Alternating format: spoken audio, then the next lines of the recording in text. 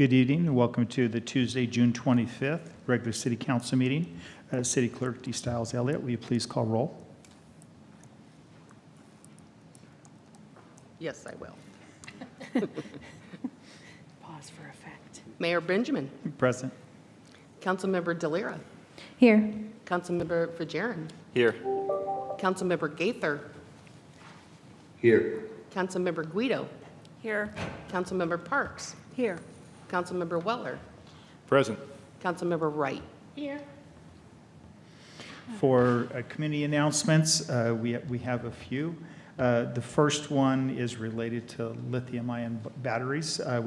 Lithium-ion batteries can be found in phones, laptops, scooters, bicycles, e-scooters, and e-bikes. There's been a significant increase in the number of fires attributed to charging lithium-ion batteries because of when the batteries overheat, they can catch fire and even explode. These fires release toxic gases and burn extremely hot, making extinguishing the fire particularly difficult. Please see the latest Pullman press release related to proper battery use and safety, and this is something even locally we're having issues with. I want to congratulate council members Ann Parks and Tremaine Gaither, who are joining me and have been accepted to the Washington Collaborative Elected Leaders Institute. This 4-month immersive training program will provide collaborative leadership skills to tackle real-world challenges. We'll learn and practice a broad range of strategies to embrace differing viewpoints and build consensus to maximize success. So congratulations. Independence Day, also known as 4th of July, commemorates the Declaration of Independence being ratified by the Second Continental Congress on July 4th, 1776, and established the United States of America. The City of Pullman's administrative offices and many departments will be closed on Thursday, July 4th in recognition of that holiday. And while we're on that holiday, Pullman's 4th of July celebration is a community-funded event. Funding for the entertainment and fireworks display is raised through donations made to the Pullman Chamber of Commerce by generous community members and businesses. The event kicks off at 5 p.m. in Sunnyside Park. So join us for the celebration this year. We have live music from the community band of the Palouse, Dan Maurer, DJ Goldfinger, and then the radio stations hit 104.7 and New Country 104.3 will be broadcasting the program. Please feel free to bring blankets, chairs to enjoy the music and fireworks. We strongly recommend utilizing Pullman Transit to get to and from the Sunnyside Park. The special routes will run beginning at 4:30 p.m. until after the display, and there's no charge for the ride. And while we're talking about fireworks, the City of Pullman has several fireworks restrictions related to the type of allowed fireworks and locations and time of discharging. Legal fireworks can only be set off in Pullman between 9 a.m. and 11 p.m. on Wednesday, July 3rd, and between 9 a.m. and midnight on Thursday, July 4th. And we will be putting out a press release later this week with additional information related to that. Next up on the agenda is community comments. This agenda item is an opportunity for the public to bring comments, concerns, or other non-agenda related items to the attention of elected officials. This will allow a maximum of 45 minutes for the comments, and each person can have 2 minutes. For those that would like to provide comments, if you could please come to the microphone and introduce yourself. There will be a timer to help you with the timing. So if anybody would like to provide public comments, if you're at this time, please come to the microphone. Thank you very much. Thanks. Good evening, Council. My name is Andre Deal. I'm a PhD candidate in American Studies and an instructor in Comparative Ethnic Studies at WSU, as well as a member of UAW 4591, a city resident, and a seasonal employee for the city. Following the City Council meeting 2 weeks ago, a group of like-minded activists came together to form the coalition Pullman for Palestine. This evening, members of Pullman for Palestine will speak to Council to address concerns and criticisms raised in the last meeting. Specifically, we'll be addressing the point raised by some Council members that a resolution such as this would make Pullman less of a welcoming city, the idea that the resolution is too partisan, and Council's suggestion that their passing a resolution is a fundamentally symbolic action. It is our hope that this evening can produce a productive discussion around this complicated issue.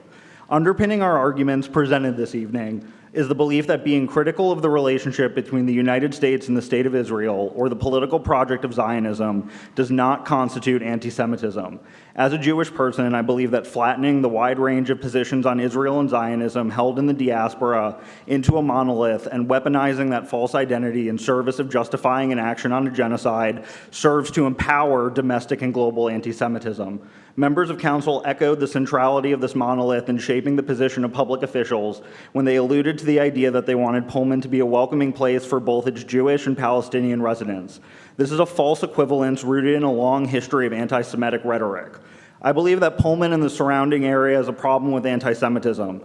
I've personally experienced more casual anti-Semitism here than any other place I've lived, but it is my sincere belief that if council were to empower itself to vote on this ceasefire resolution in its current or an amended form, it would communicate to all of the city's residents that their elected officials are willing to take a stand to ensure their basic rights of their citizenry. Thank you very much. Thank you. And this is a public comment time, so I please ask that you hold any response. Next person, please. Hi, my name's Aiden. I moved to Pullman a couple weeks ago to attend Washington State, and I'd like to express my disappointment in the responses made by some council members regarding the ceasefire resolution. Your responses to public comment in the last meeting only serve to perpetuate the growing feeling of disenfranchisement among young people. While it may be true that U.S. City Council members in Pullman don't have a significant impact on what happens in Palestine, and that in a vacuum this ceasefire resolution will not affect policy changes at a national level, it's disingenuous at best to employ this excuse as a response to our calls for solidarity. I find it more likely that you're purposely deflecting in order to avoid speaking about something that elicits uncomfortable feelings. Even more disingenuous is the excuse that this resolution, which is centered around solidarity with over 100 other U.S. cities, in calling for the end to indiscriminate U.S.-funded bombing and collective punishment of over 2 million people, is too, quote, partisan for a city council to support. In my opinion, and I'm sure the opinion of many others here, the act of refusing to pass this resolution is a tacit endorsement of genocide, and I would welcome an explanation of how a refusal is any less partisan than what we are calling on you to support. The fact of the matter is that the question has been asked, and no amount of dodging it will make it go away. And again, the question is not, is this the right place to pass the resolution? Because the 100 plus other past resolutions have made that answer very clear. The question is, do you support modern day colonialism and genocide? That is what the discussion should be focused on today, and you will be judged on your answers to it. I don't particularly care if you think this is the wrong place for the resolution. I care about your capacity for understanding human suffering and the role that national and international solidarity can have in ending it.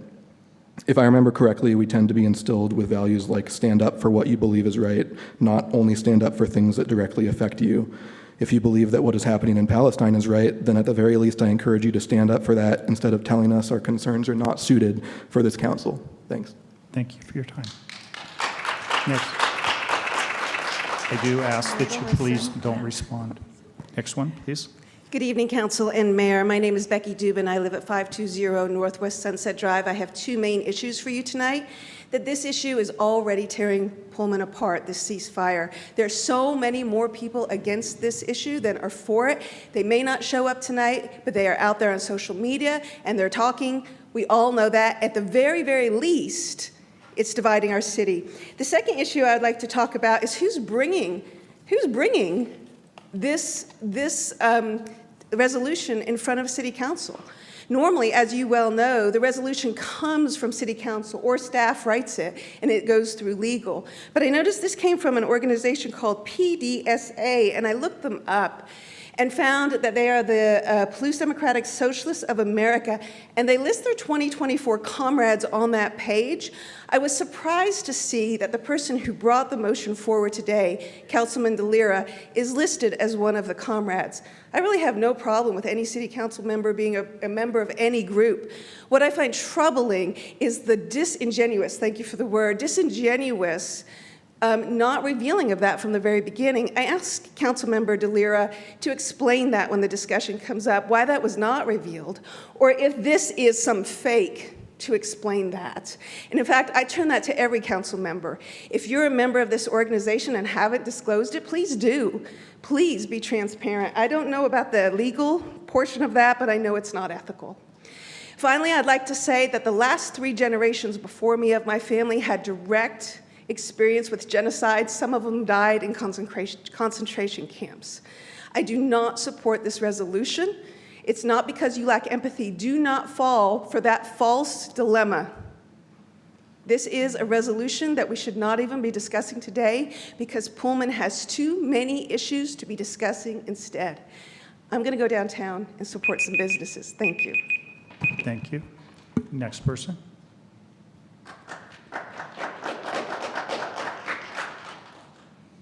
Hello, my name is Douglas Habib. I also live at 520 Northwest Sunset Drive. And I'm here to speak on the resolution on Gaza. And have a hard time figuring out where to begin. There's a lot packed into the resolution. And as I was thinking about it, I was thinking to myself, why is this a concern for me? And then it kind of figured out, at least for me, I thought, what happens if this resolution does not pass? I thought, well, nothing. Nothing will happen. What happens if the resolution does pass? Nothing. Nothing will happen. And then I find that when we pass resolutions or make statements in which it doesn't matter if it's passed or not, what we're ended up doing is we're grandstanding. We're pandering. We're providing no solutions. And what I would encourage the council to do is to avoid pandering and to do the kinds of things that I think the council really is invested in doing, and that's making our community a more welcoming and a pluralistic place in which we can all be the best people we can be. So I would encourage more of that, and I would discourage just empty sloganeering. So, thank you for your time. Thank you. Next person. Hello, my name is Megan. I'm a resident of Pullman and a Pullman for Palestine activist. I also graduated from WSU just a few years ago, so quite a few ties to this community. I would just like to say that the financial connection between our community and Israeli occupation, apartheid, and war crimes is clear and reason for action from Pullman City Council. The most direct connection that Pullman residents have with Israel's genocidal actions is the use of our tax dollars by the federal government to provide military aid to Israel. Normally, this is about $3.8 billion a year to provide Israel with a qualitative military edge, quote unquote, over all other forces in the region, but this actually just leaves Palestinians entirely subject to the whims and power of the Israeli government, which can choose at any time to carry out the sort of genocidal bombing campaign it is undertaking right now. Whether or not you see that, it is happening. The U.S. Campaign for Palestinian Rights website, notmytaxdollars.org, which allows you to calculate the amount of federal taxes paid locally that contribute to military aid to Israel, shows that Pullman residents contribute $436,365 in an ordinary year to fuel Israeli occupation and apartheid. However, this year, Joe Biden and Congress have decided to give Israel an extra $24 billion to carry out the current genocide. This is more than 6 times as much money as usual, and calculating Pullman's share based on the previously stated number shows that Pullman residents are contributing more than $2.7 million to the destruction of schools, hospitals, residential buildings, and humanitarian aid facilities just this year. As a member of the Pullman community, I don't want to be tied to these atrocities. And since I can't choose where my tax dollars go or choose not to pay them, I want my local representatives to make a clear political statement that this is not what Pullman stands for. Our success and growth as a community should not further atrocities committed in another place, and we shouldn't have to choose whether or not we support our local community and our local businesses or genocide. Thank you. Thank you for your time. Next person. Hello, my name is Elizabeth, and I'm a graduate student at WSU and a resident of Pullman. And I'd like to address the argument which was raised at the last council meeting that the proposed ceasefire resolution somehow makes Pullman less of a welcoming city. In fact, the ceasefire resolution concurs with Pullman's 2017 Welcoming City resolution in recognizing equality as a precondition to being a welcoming community. The 2017 resolution states that no matter where we come from of our citizenship status, all residents and visitors feel welcome, will receive equal protection under the law in our city, and we are proud to call Pullman our home. The criterion of equal protection is daily denied to the millions of Palestinians living in Israel who are subject to numerous discriminatory laws. In the West Bank and East Jerusalem, millions of Palestinians are governed by martial law and are denied trial in civilian courts, their lands and homes regularly and violently seized by Israeli settlers. And of course, in Gaza, 2 million people are currently being denied the protection of international human rights laws, which bans the collective punishment of civilians, the denial of humanitarian aid, and the use of extermination as a method of war. In passing the resolution that was submitted to you, the Council would be affirming and demanding the equality of all people between the River Jordan and the Mediterranean Sea, regardless of their nationality or religion, which is an act of welcoming. As 2017 resolution recognizes, because to welcome someone, you must first recognize their basic equality with you. This resolution does not pick winners and losers, it only picks equals. To put an end to social inequality is not a loss for any group. It is the achievement of the fundamental aim of all democratic, racial justice, and anti-colonial movements, and therefore a collective victory for humanity. The resolution also commits the city to combat all forms of discrimination in the spirit of building a locally welcoming and equal community. Thank you. Thank you for your time. Next person. Hello, my name is Logan. I'm here with Pullman for Palestine as a former Pullman resident and current Moscow resident and U of I student. And I'd like to provide a narrative overview of Gaza's ongoing humanitarian crisis. Since October 7th, 2.3 million Palestinians in the tiny, crowded Gaza enclave have been attacked in a vengeful and disproportionate campaign of collective punishment. Israel has dropped over 70,000 tons of explosives on the Gaza Strip, more than was dropped on London, Hamburg, and Dresden combined during World War II. The relentless bombing has so far destroyed over 440,000 homes, leaving over 2 million people displaced. Over 80% of Gaza's schools have been demolished, including all of its universities. 32 of Gaza's 36 hospitals have been systematically put out of service by Israel, crippling their healthcare system. The Gaza Strip has been made uninhabitable, with over 60% of all buildings destroyed by Israeli forces. Over 82,000 Palestinians have been injured, including those who have suffered amputations, which includes more than 1,200 children, the largest cohort of child amputees in recorded world history. The U.S.-equipped, U.S.-funded Israeli army has killed over 44,000 Palestinians over the course of this war, the vast majority of whom were civilians, including over 16,000 children. In fact, more children were killed in the first 4 months of war in Gaza than in 4 years of all global conflicts combined. Nearly 21,000 more children are missing, believed to be trapped beneath rubble, buried in unmarked graves, harmed beyond recognition by explosives, or detained by Israeli forces. This is a genocide being perpetrated against Palestinians by Israel, made possible by the funding and the support of the United States government. Its legacy will follow all of us for the rest of our lives. If we view Palestinians as equal humans who deserve life, we have a duty to put pressure on our government to stop enabling Israel's mass killings of Palestinians. Thank you. Thank you for your time. Next person, please. Hello, Council. My name is Matthew Strupp. I'm a Pullman resident, a member of the Palouse Democratic Socialists of America, and a Pullman for Palestine activist. I'd like to address one argument that was made by members of the Council at the June 11th meeting, which is that this resolution violates the nonpartisan nature of the Pullman City Council or is otherwise inappropriate or outside the purview of the Council. The reality is that there is no legal mechanism making Pullman different from the more than 100 other municipalities around the country that have passed ceasefire resolutions. Many of these were passed by nonpartisan councils, and in fact, all municipal elected offices in Washington state are nonpartisan by state law. All that the term nonpartisan means in relation to these municipal bodies is that candidates do not indicate a political party in their declaration of candidacy, and no party affiliation appears next to their name. In the broader sense of partisanship, though, there is nothing preventing a council from adopting a policy favored by one political party and not another, as in the case of the City of Pullman's declaration that it is a welcoming city for immigrants in reaction to Trump's policies and rhetoric in 2017, or symbolically supporting a position that is rejected by both major U.S. political parties, such as an immediate permanent ceasefire in Gaza and an end to U.S. military aid to Israel, since both parties are lockstep in their support for the genocide.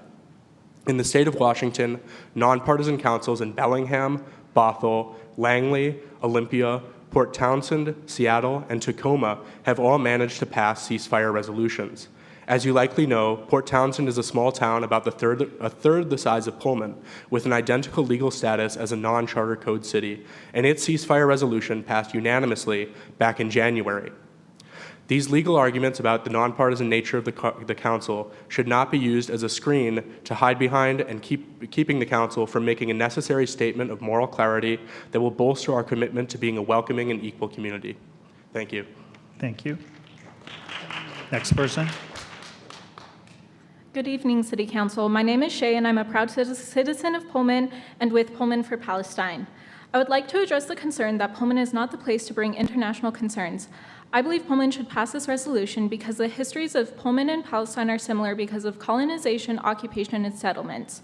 Because of this history in Pullman, we know better and we should do better to help other Indigenous people keep their culture alive and thriving.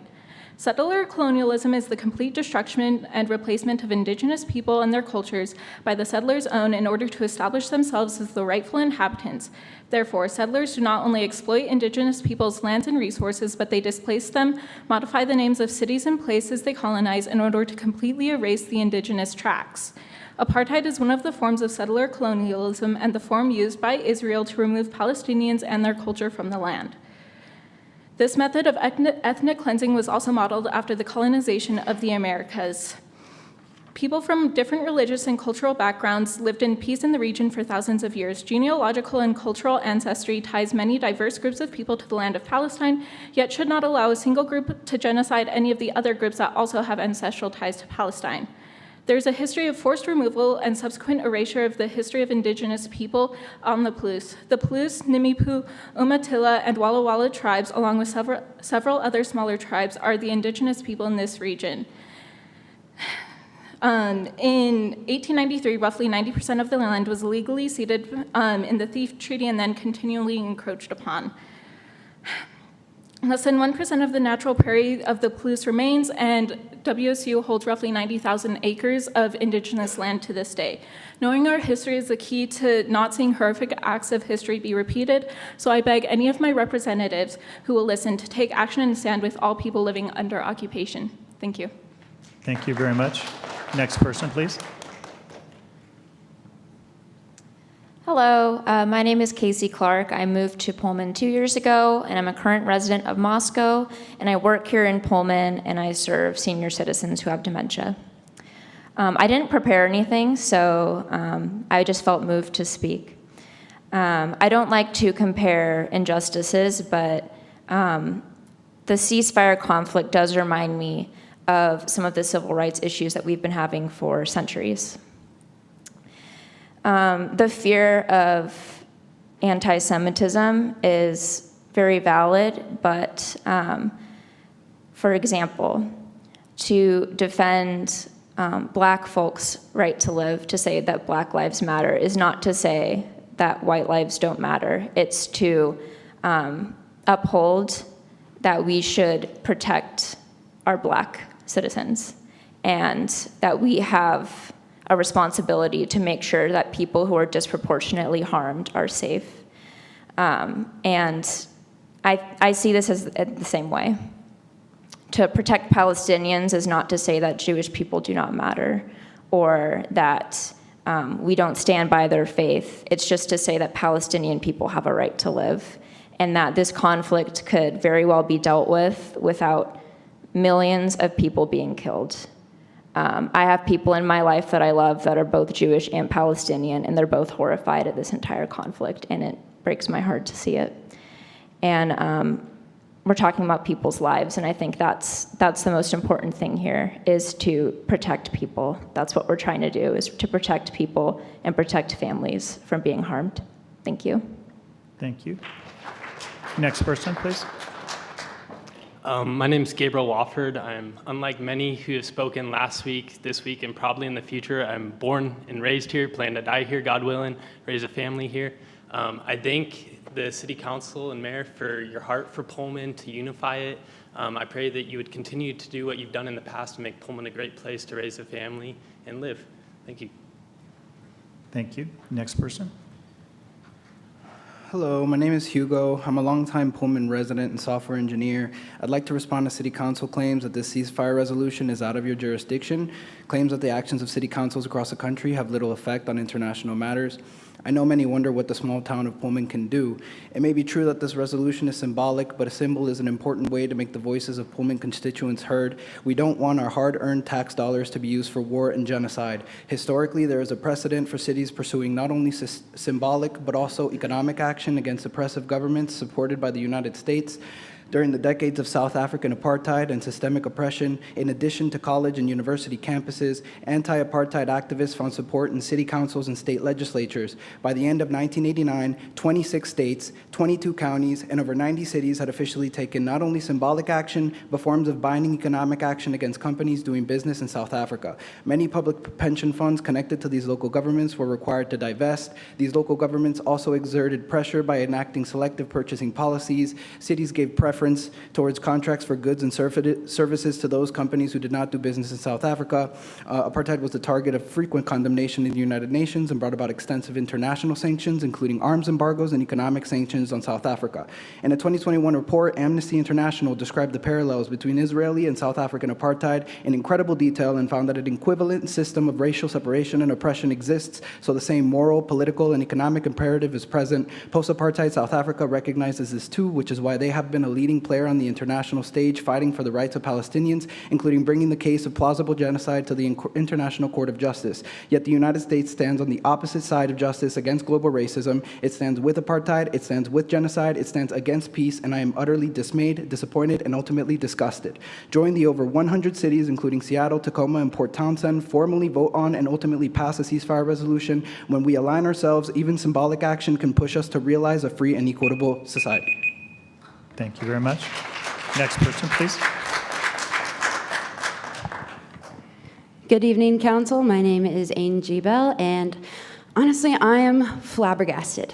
Are you guys the same generation that told my generation that we can change the world? Because it doesn't seem like that. Are you the same adults that told us as children that we can grow up and change the world and we can be president? Or would you tell a little kid, no, that's too big, maybe you should start small? I agree that change starts with us and it starts at home.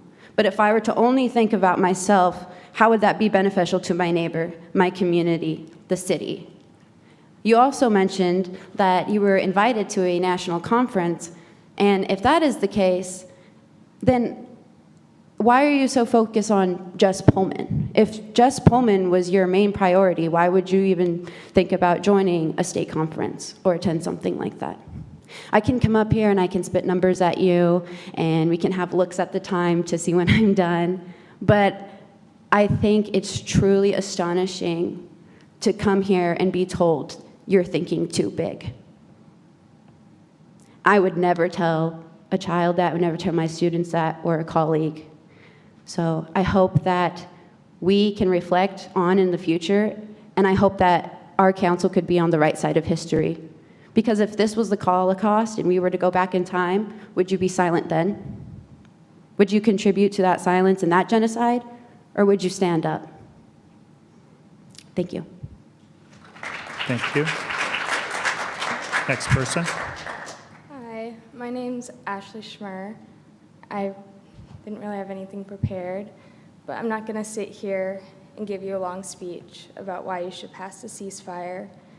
I just want to remind you that when this problem comes up, this resolution comes up, that just to remember that we're all humans and we're all the same on the inside, no matter where we come from, no matter who you are, and no matter what part of this world we come from, everyone deserves to live a full life.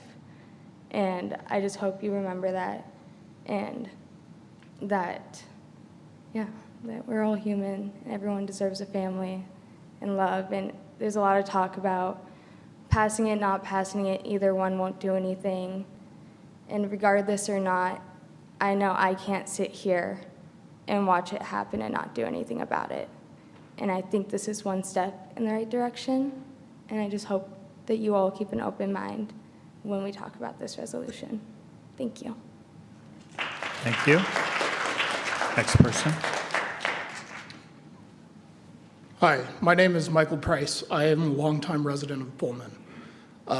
As a community member here, I'd like to express concerns with this ceasefire proposal. This is wholly divisive, and just there's nothing to be gained from passing this resolution. We have no effect on the world. All we can do is drive out those members of the community that disagree with this ceasefire. That's all. Thank you. Thank you. Is there any other one who would like to speak for public comment? If not, I'll close public comment. At this time, it's opportunity for city council member comments, and I'll start with Councilmember Fajarin. Thank you. I have some prepared comments based on the conversations I've had these past 2 weeks and the community comments I heard today. And so first off, I just want to thank you for coming tonight and sharing your opinions with council. I really do hear the urgency and passion in your voices, and I just want to ensure you that we take issues of racism very seriously. Looking out here, I can see that this room is filled with incredibly smart people. Many, probably most, are way smarter and more knowledgeable than myself. But we do know that this conflict has deep historic roots extending far beyond the events of this year. And unfortunately, the nature of this issue often becomes a tool for generating clicks online, capturing attention, selling ad space, all without addressing the long, slow, hard work of achieving real peace and compromise. This issue is far larger than the divisive us versus them mentality that some, in my opinion, forces want to exploit in order to divide us. As one of my fellow council members widely stated, Councilmember Gaither, if we go down this path, it is crucial that we prioritize how our actions and conversations impact our community members. We need a community agreement that reflects our ability to work together as neighbors. Now, I personally have faith in our community's resilience and our collective ability to listen to perspectives outside of our own. When I ran for council, I committed fully to our city, the good, the bad, and the difficult conversations that were coming up. And really tonight, I ask that everybody place your faith in your neighbors and community members, and let's commit ourselves to listening and doing the hard work that's required ahead. Thank you. Thank you. Councilmember Parks. Thank you. Thank you, everyone, again, for your comments and your feelings, sharing your feelings and your thoughts on this. I've done much reading regarding city councils around the country considering the passage of a ceasefire resolution. A few have passed this sort of resolution, but many have chosen not to.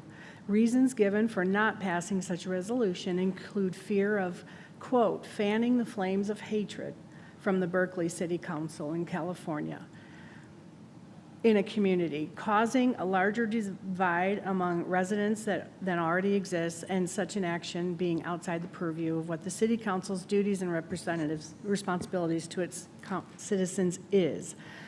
We did attend a conference last week sponsored by the Association of Washington Cities. The whole purpose of it is to educate our leaders, your city staff, your city council, and your mayor to more effectively lead for you. It does matter. It is a reason why we go. At that conference, the underlying themes were collaboration and civility in our governing and finding common ground among our colleagues and constituents so we can make the best decisions for those in our communities. That is our job. That is our primary focus. It was indicative to me of the contentious political environment in our country that most of the sessions emphasized these principles, which we had not really seen to this degree previously. While at the conference, I spoke with many council members around this state and with mayors from the cities and towns. Many said their city councils were not in favor of addressing such a resolution for the reasons I've already stated. A few whose councils had passed such resolution said it had indeed contributed to more divisiveness and tension in their communities, and they did not feel their action had any real impact on the desired outcome of the present dispute. And one council member from a larger city in our state expressly told me, don't do it. They said it only caused more anger, racial tension, and anti-Semitism all things they were trying to avoid in their community. Not one person whom I spoke with told me they were glad they had done it or that it improved peace and understanding in their city and town. I also spoke to a city attorney at the same conference who told me, quote, "A city's duties are to plow the roads, ensure public safety through staffing and maintaining a police force and fire department, keep streets open and maintain them, open swimming pools, maintain parks, and provide sanitation services and clean water, among other things," unquote. They stated strongly that, as Councilmember Gaither said at our last meeting, such an action goes beyond the scope of city government and is inappropriate for nonpartisan local government to address.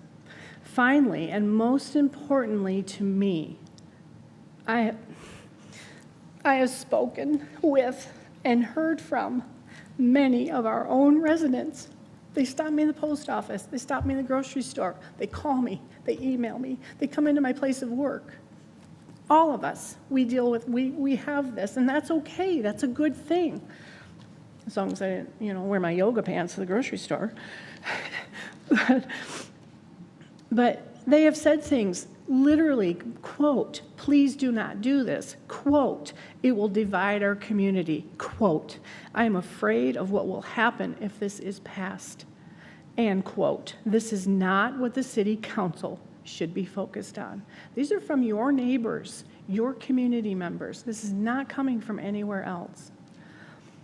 These comments resonate strongly with me, clearly, and they reinforce for me the reason that I am serving to do what is best for most. I do not feel this achieves that goal.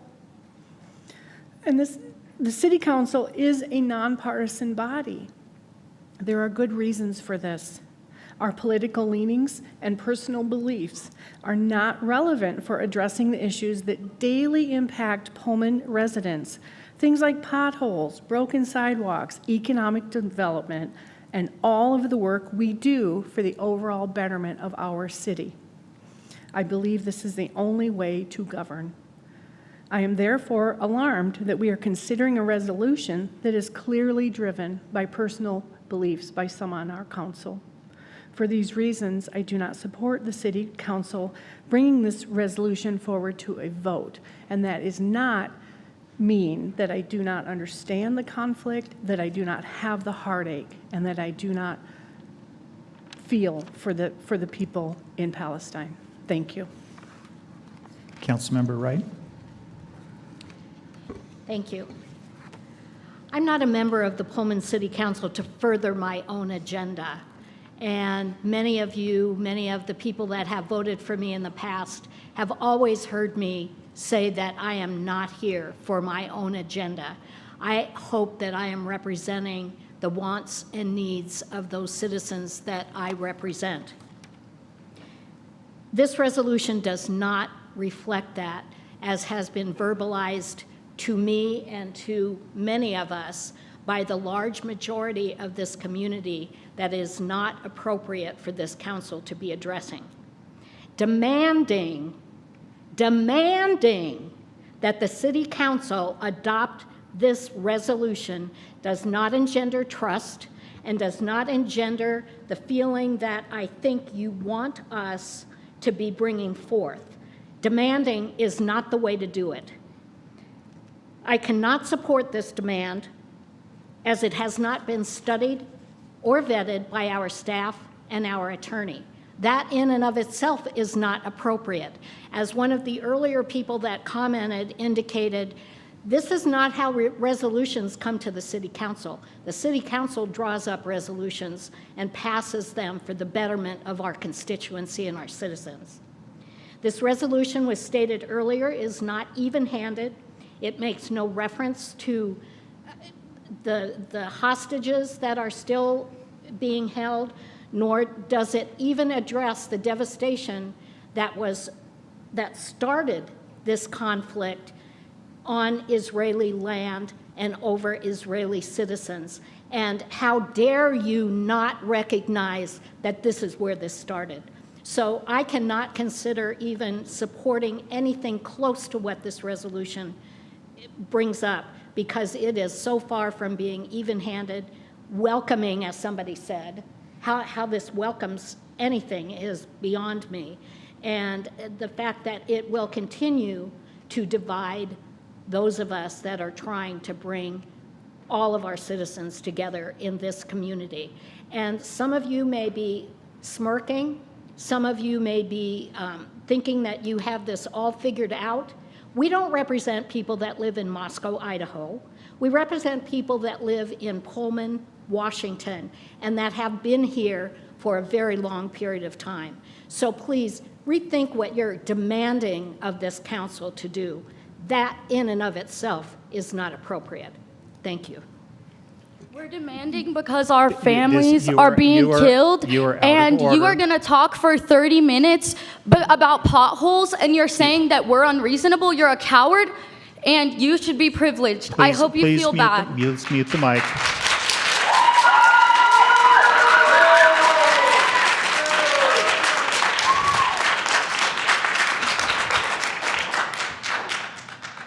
Councilmember Guido.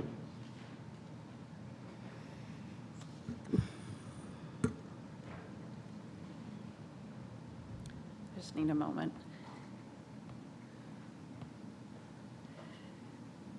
So I've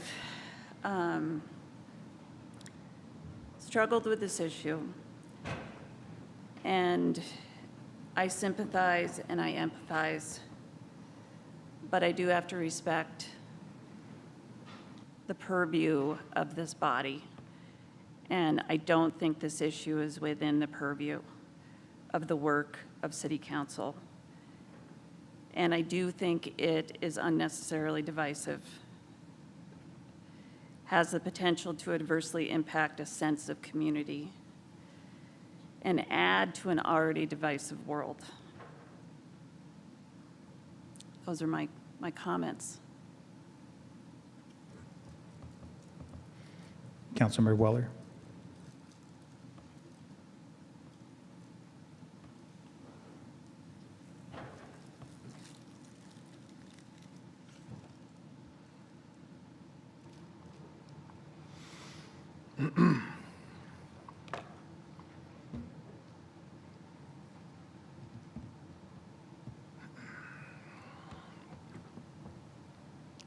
I wasn't here last time. That's no excuse. I watched it sitting at the airport in Seattle. I saw the passion, heard the passion. I've been there. And we do deal with global issues. We do deal with climate change. We deal with other things. I was the one who brought forward the Welcome City resolution. I appreciate the nod to that. Same with Ann Parks. I want to make sure, recognize that. I promised Matthew that I would keep an open mind. I didn't prepare any speech, didn't prepare anything. I'm doing the Palouse Basin aquifer presentation. So this conflict has happened, it's been happening far beyond my years. I would say a lot of years in here.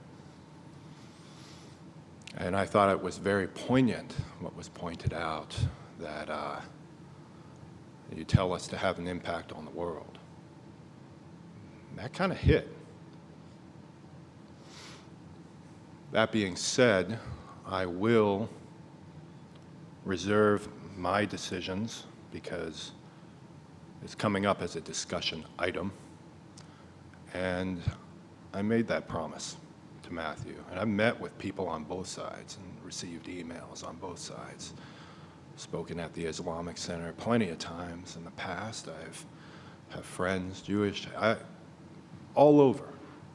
Pullman is a microcosm of the global community. But how do we deal with that? Does that mean we continue the conflicts that are happening in the globe here? Does that mean that we fight for what is being done over there? So I'm going to wait. I'm going to listen. I'm going to keep an open mind because I made that promise. Councilmember DeLira. Okay. Well, thank you everyone for coming out tonight and making your voices known. I really appreciate the dedication to make it within our purview in Pullman to care about our global community. And I'm also very proud that there are people who believe in our role in building solidarity among cities to put an end to the humanitarian crisis that we are observing in real time every day.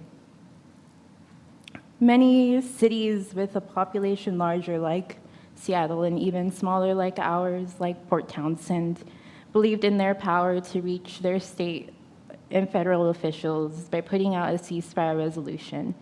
As it was stated in several contexts, cities all belong to a statewide and congressional legislative district that will listen.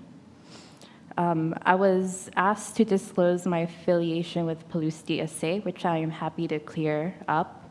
I am a chapter member of the DSA. However, like many of my council members, we all belong to different groups and organizations and have different perspectives. And I belong to many groups and organizations, and I bring a perspective of a generation that deeply cares about this global issue, and I want that perspective to be honored and to belong here, up here, because we have Pullman residents and students who care about having me as a voice here.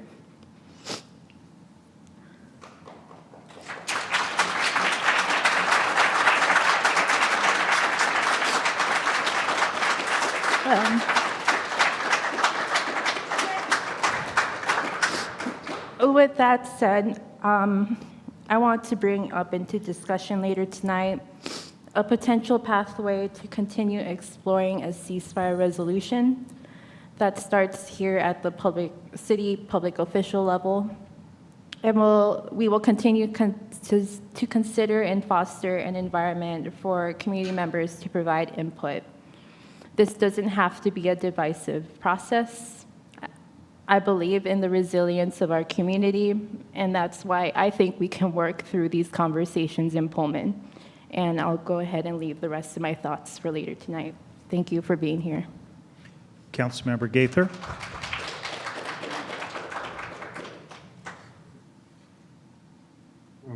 Yeah, thank you to everyone who will share their thoughts and feelings tonight. Your voices and perspectives are invaluable, and I deeply appreciate your words. Your heartfelt comments are heard and respected, and they will play a crucial role in guiding our discussions and guiding my thoughts. I'll stop here. I'll reserve my decision during the discussion period as well. And thank you all for being here, for your commitment to our community. Thank you. So I appreciate, so community comments is an opportunity for community members to bring concerns that they have to the council. I appreciate that you have passion and that you desire to bring stuff. And with that, I look forward to the discussion that will happen after this related to it. So next up on the agenda is committee commissions board reports. And with that, we have a presentation, Nathan Weller, related to the Palouse Basin Aquifer Committee. Go up there, right? Yes, you can. I believe you have slides, yeah.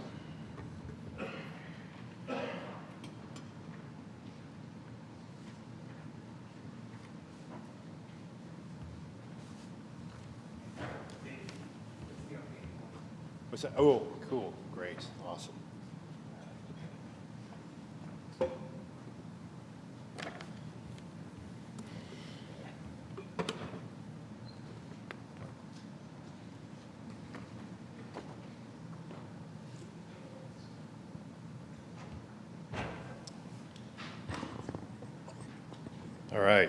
We there? Okay, we're getting ready to rock. All right. So I'm the new kid on the block for Palouse Basin Aquifer Committee. So I'm going to do the best that I can here. But we got our rock star, Jocelyn, right here. Wave your hand. There we go, AmeriCorps. She does our social media. She's an expert. I want to make sure I get this right. Water Conservation Coordinator. Yeah. Make sure to go to Facebook, Instagram, YouTube, everybody, the council. So first I want to start off, and I am going to kind of follow the slideshow, but I also made notes. So you have your handouts up there. So first off, I want to ask, how much water you think was used in 2023? You can shout out a number, it's all right. Guess. It's more than a cup. Okay, so knowing that, there's 2.34 billion gallons of water. That's enough to fill WSU's Martin Stadium every 3 days. And that's just out of the Palouse Basin aquifer. Most of the water was used during the summer, with 51% being used just during the months of June through September. And Jocelyn, if I get anything wrong, you let me know. The basin is presently declining by 0.7 feet per year and has been in a state of decline since the 1890s. All right, P-back, who are you? Well, we've got an awesome staff. We've got Mike Falpel, the executive director, Steve Robichon, who's the technical advisor, Jocelyn Watson, water conservation coordinator and AmeriCorps member. Our chair is Tyler Palmer, Moscow deputy city supervisor. The cities, the voting block are the city of Pullman, city of Moscow, Whitman County, Latah County, Washington State University, University of Idaho. Non-voting members are Idaho Department of Water Resources, Washington Department of Ecology. And we all work to ensure a long-term quality supply for the Palouse Basin region. I did, and I almost forgot, Eileen is here as well, and Eileen was on the PBAC for a very long time and brings a wealth of knowledge, so I really appreciate her being here. If I get anything wrong, you can also tell me. So she's also still on there as well. So the goals are to research the Palouse groundwater basin, monitor groundwater levels and annual water usage, implement the Palouse Basin Groundwater Management Plan enacted in 1992, and advocate for local water education opportunities. But what is the Palouse Basin aquifer? Good question, Eric. It's a geographic area that spans parts of eastern Washington. And let me make sure. Okay, well, there's that information I just talked about. So, eastern Washington, northern Idaho, within Whitman and Latah counties. It's a layered system of basalts and sediments, hold water within multiple aquifers formed millions of years ago. Impermeable rock like granite prevent groundwater from escaping and surround much of the eastern and southern portions of the basin. There are two major aquifers in the basin, which are referred to as the lower and upper aquifers. The lower aquifer wells are the source for municipal water for Pullman, Moscow, Palouse, and domestic wells are mainly drilled on, typically located in the upper aquifer. So let me make sure, there we go. So, but how does it work? Well, snow melt enters the basin from the mountains. When they meet the basin, some of the water seeps into the underground upper aquifer. Water spreads to the other parts of the basin via connected layers of sediment, cracks, fissures in the basalt. The recharge of aquifer, however, is so slow and is being pumped in larger quantities that can be replenished, but it's very slow. On the surface, of course, with the impervious clay soil and dense basalt, it results in water flow across the surface of streams and rivers. So you can see some of that there. So it's pretty awesome. So, but why is this important? Well, the Palouse Basin, the Palouse region's sole drinking water source is the Palouse groundwater basin. It serves over 80,000 people, both rural and urban. More water is pumped out than is being recharged. Since 1992, when the groundwater management plan was enacted, Moscow and Pullman's population has grown a little over 1% each year. Overall, the water usage has decreased per capita in the last 30 years by 30% in Pullman, WSU, and 43% Moscow U of I. However, an additional 15% conservation of annual water use is needed according to projections, but this doesn't account for climate change.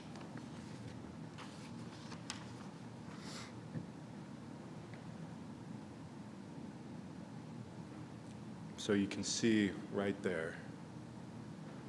And if you go online on the website, there's a lot of really, really awesome GIS data, maps. It's really phenomenal if you have a chance.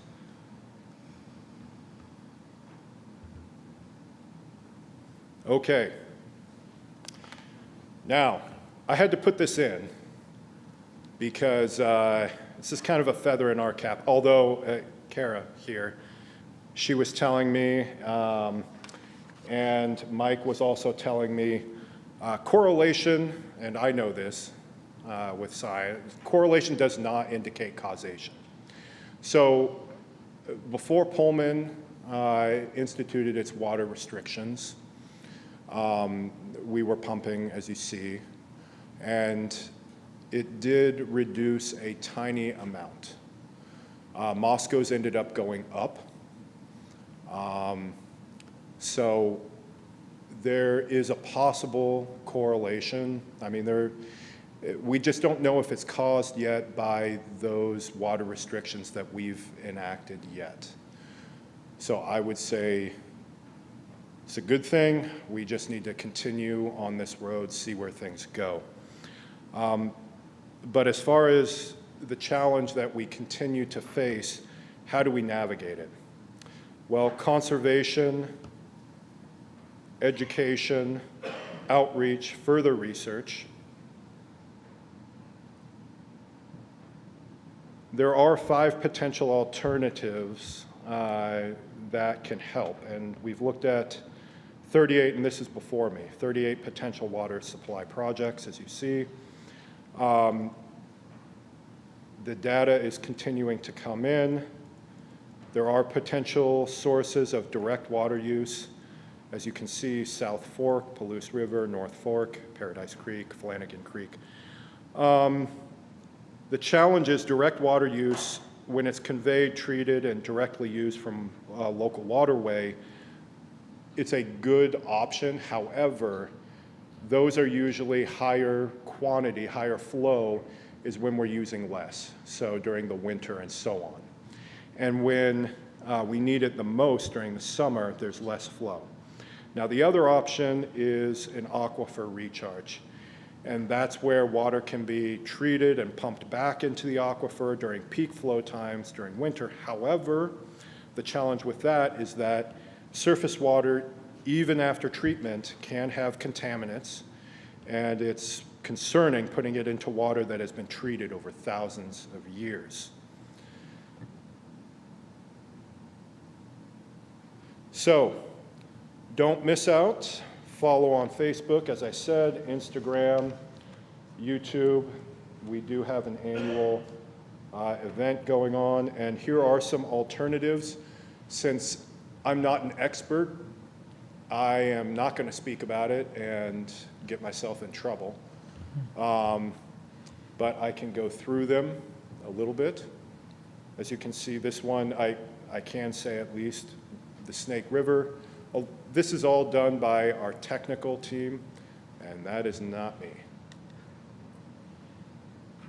So I'll slowly go through this.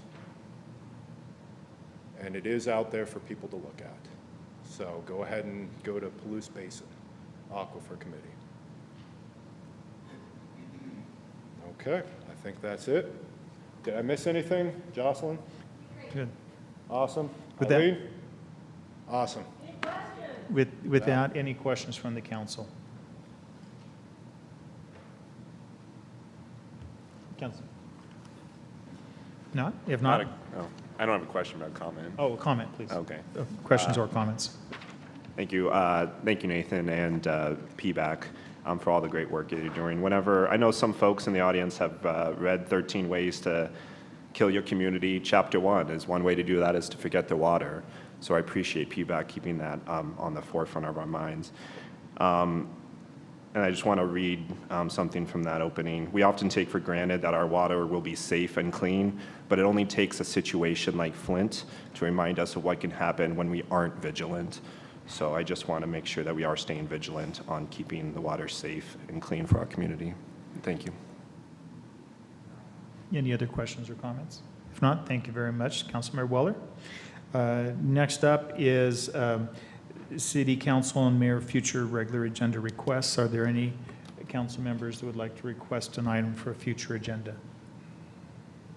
Seeing none, go on to community comments related to final action items on the agenda. So this is an opportunity for individuals to comment on any agenda items that City Council make final action on.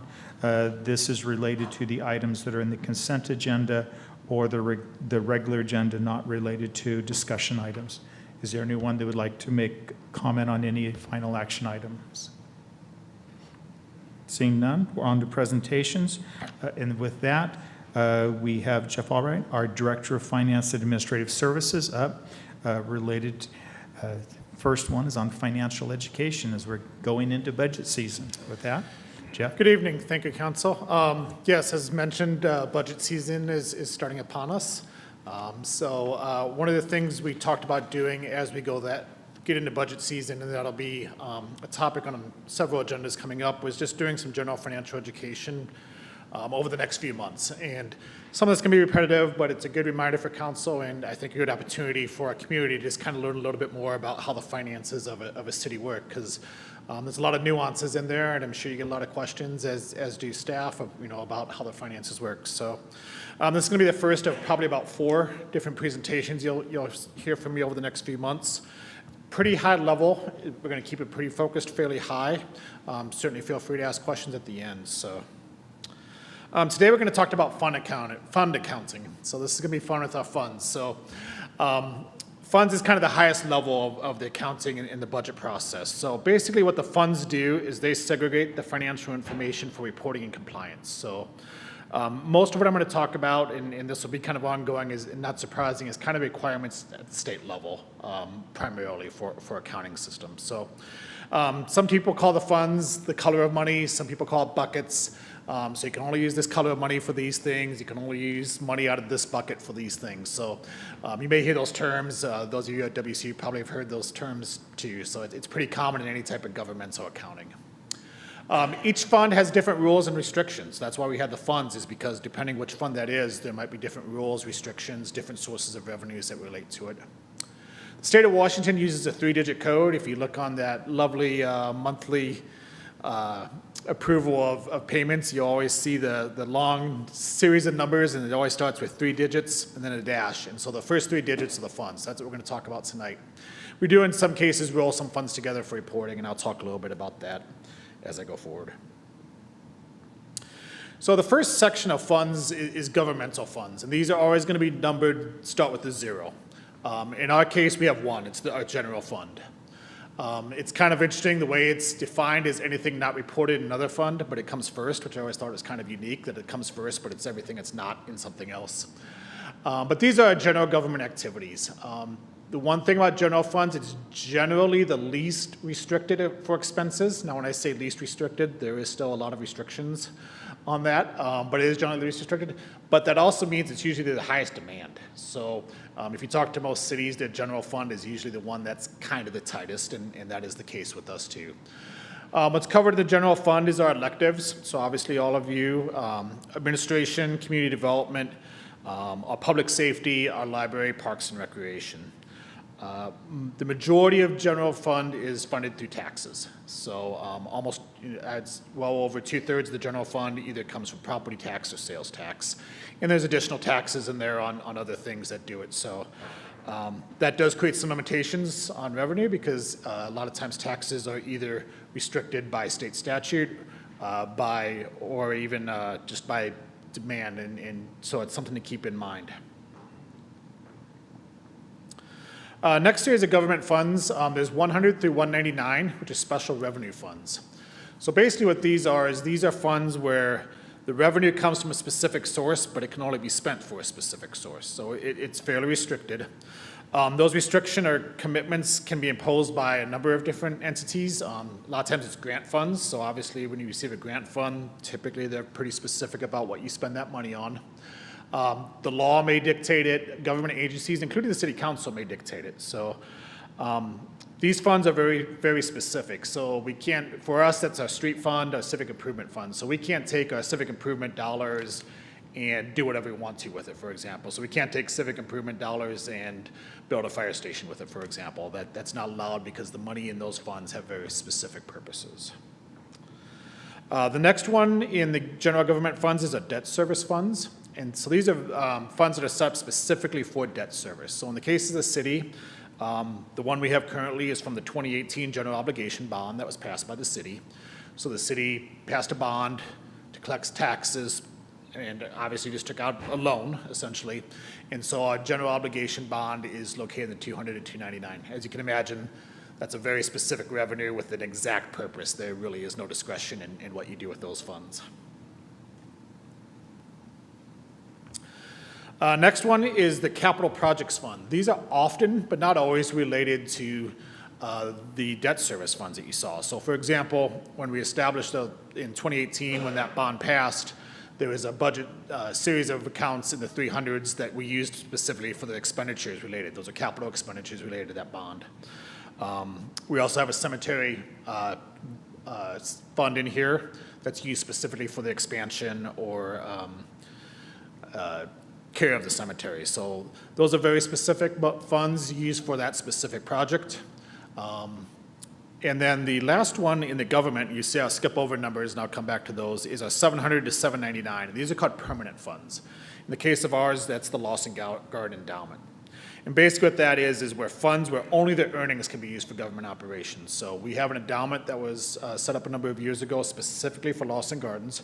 We can't spend the principal, just like any other endowment, but we spend the interest earned or the earnings from that investment for the very specific purpose, which in that case is Lost and Gardens. So that's where any endowment would be, was in that 700. So next we're going to talk about proprietary funds. These are the 400 and 500 funds. The easiest way to kind of think about proprietary funds is they're kind of a business within the city, is the best way to look at it. So the 400 to 499 are basically funds where fees are charged to cover, to external users to cover goods and services. They can include debt in these. In our cases, it's utilities and transit, so our water, our sewer, and our transit. So basically, they kind of operate almost like a business within itself, right? So we charge for services. We use those charges to cover expenses related to that. The 500 to 599 is internal service funds. That's very similar.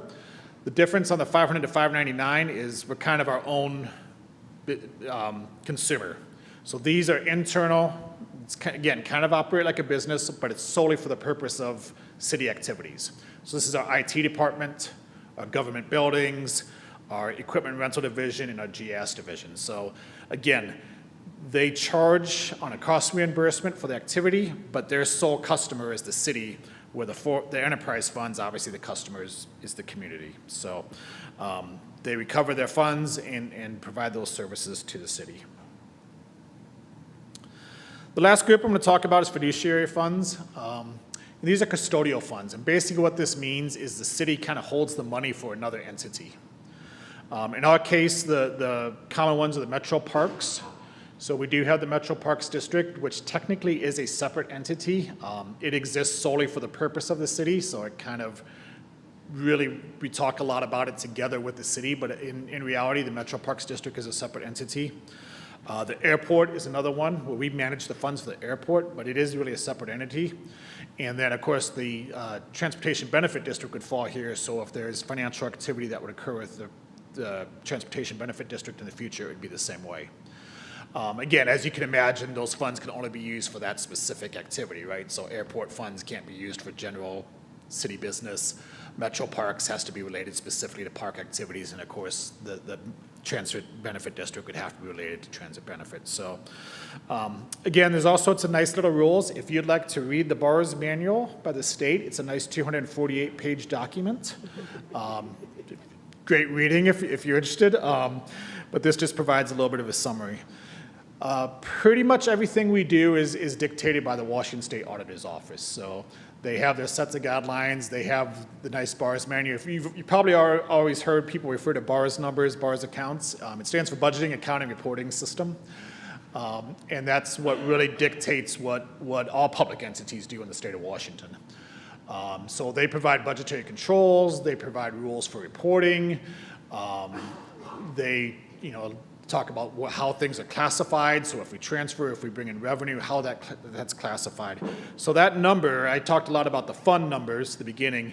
Each of those numbers represents something important to the state or in some cases to the city. And so what will happen is when we report all those numbers, we roll it together, and the state rolls it together a little bit differently. So they'll say how much we spent in each category, and that's made available publicly after the completion of our audit. So we do go through an annual audit every year with the state. So they come in, take a look at our financials, make sure things are being classified right, make sure things are getting reported right, those types of things. So that is a nice external check that we have that's done. So that's just a real high-level overview, not a lot of detail. We'll probably dive into a little bit more detail at some futures, but that's kind of the starting foundation, and I know some of you who may have been on council for a while, it's probably a little bit repetitive, but I thought it was good for council to be reminded and for the community to kind of get a little bit better understanding of some of those rules and regulations, because I think a lot of times you get the question of, well, if you have money, why don't you use it on this? Well, in most cases, that money has to be used for something very specific that's determined by the law, by the granting authority for those grants or whatever the case may be. So. And with that, any questions anyone has? Yes, I do have one. Yes, Councilmember Guido. So just out of curiosity, the endowment, was that set up through a private donation? I believe so. It's been around for quite a while. Yeah, it was the passing of Jared Lawson, and there was dollars put in there, and not only very specific as to what the state auditor says we can do with that, but the endowment had some very specific ties to it as well. So we need to follow all those because the state auditor also checks the document from time to time, and we scramble to find it. It exists. We just keep moving it around every time they ask for it. Thank you. Thank you. Any others? If not, thank you. And this is the first of four, and it's really just to help kind of frame the conversation as we get into budgets. Next up is consent agenda. These items are listed on the consent agenda, are considered to be routine in nature and will be enacted by a single motion of the City Council without separate discussion. With that, I'd entertain a motion to read the consent agenda by title only. So moved. Second. All those in favor? Aye. Aye. With that, if you could read the consent agenda, please. Thank you, Mayor. The first item is a motion to dispense with the reading of the June 11, 2024 regular meeting minutes and approve them as submitted. Item 2 is a motion to approve disbursements for accounts payable checks number 201-11652 through 201-11705, totaling $713,051.31. Item 3 is a motion to approve disbursements for accounts payable checks, electronic transfers, and ADP payroll transfers totaling $1,778,467.35. 4 is a motion approving the pre-authorization for Airport Improvement Program grants numbers 70 and 71. Item 5, a motion to authorize purchase of hardware, software, and professional services for Cisco Nexus core switches on state contract. Item 6 is a motion to authorize a lodging tax grant to the Pullman Chamber of Commerce and Visitor Center for an amount up to $12,000 for a promotional video series in cooperation with Cougs First. And finally, a motion to authorize the execution of a memorandum of understanding between the City of Pullman, the Port of Whitman County, and the Washington State Department of Transportation regarding Lot 4 of the Port of Whitman County Industrial Park Subdivision Number 2. Are there any items that a city council member would like to pull from the consent agenda to discuss separately? Seeing none, the consent agenda is items 1 through 7. With that, I'd entertain a motion to approve the consent agenda. So move. Second. With that, any discussion? None. All those in favor of approving the consent agenda signify by saying aye. Aye. Aye. Any opposed? It passes. Next up, we have a public hearing on the Public Transit 2023 Annual Report and the 6-year Transit Development Plan. With that, Wayne Thompson, our Transit Manager. Thank you, Mr. Mayor, members of council. Our Transit Development Plan is an annual report. It's required of all state transit agencies in the state of Washington. It's essentially a 6-year forecast of revenue and service. And since a public hearing is a required component of that Transit Development Plan, or I'll refer to it as a TDP, we also take the opportunity to share with you a brief annual report of last year.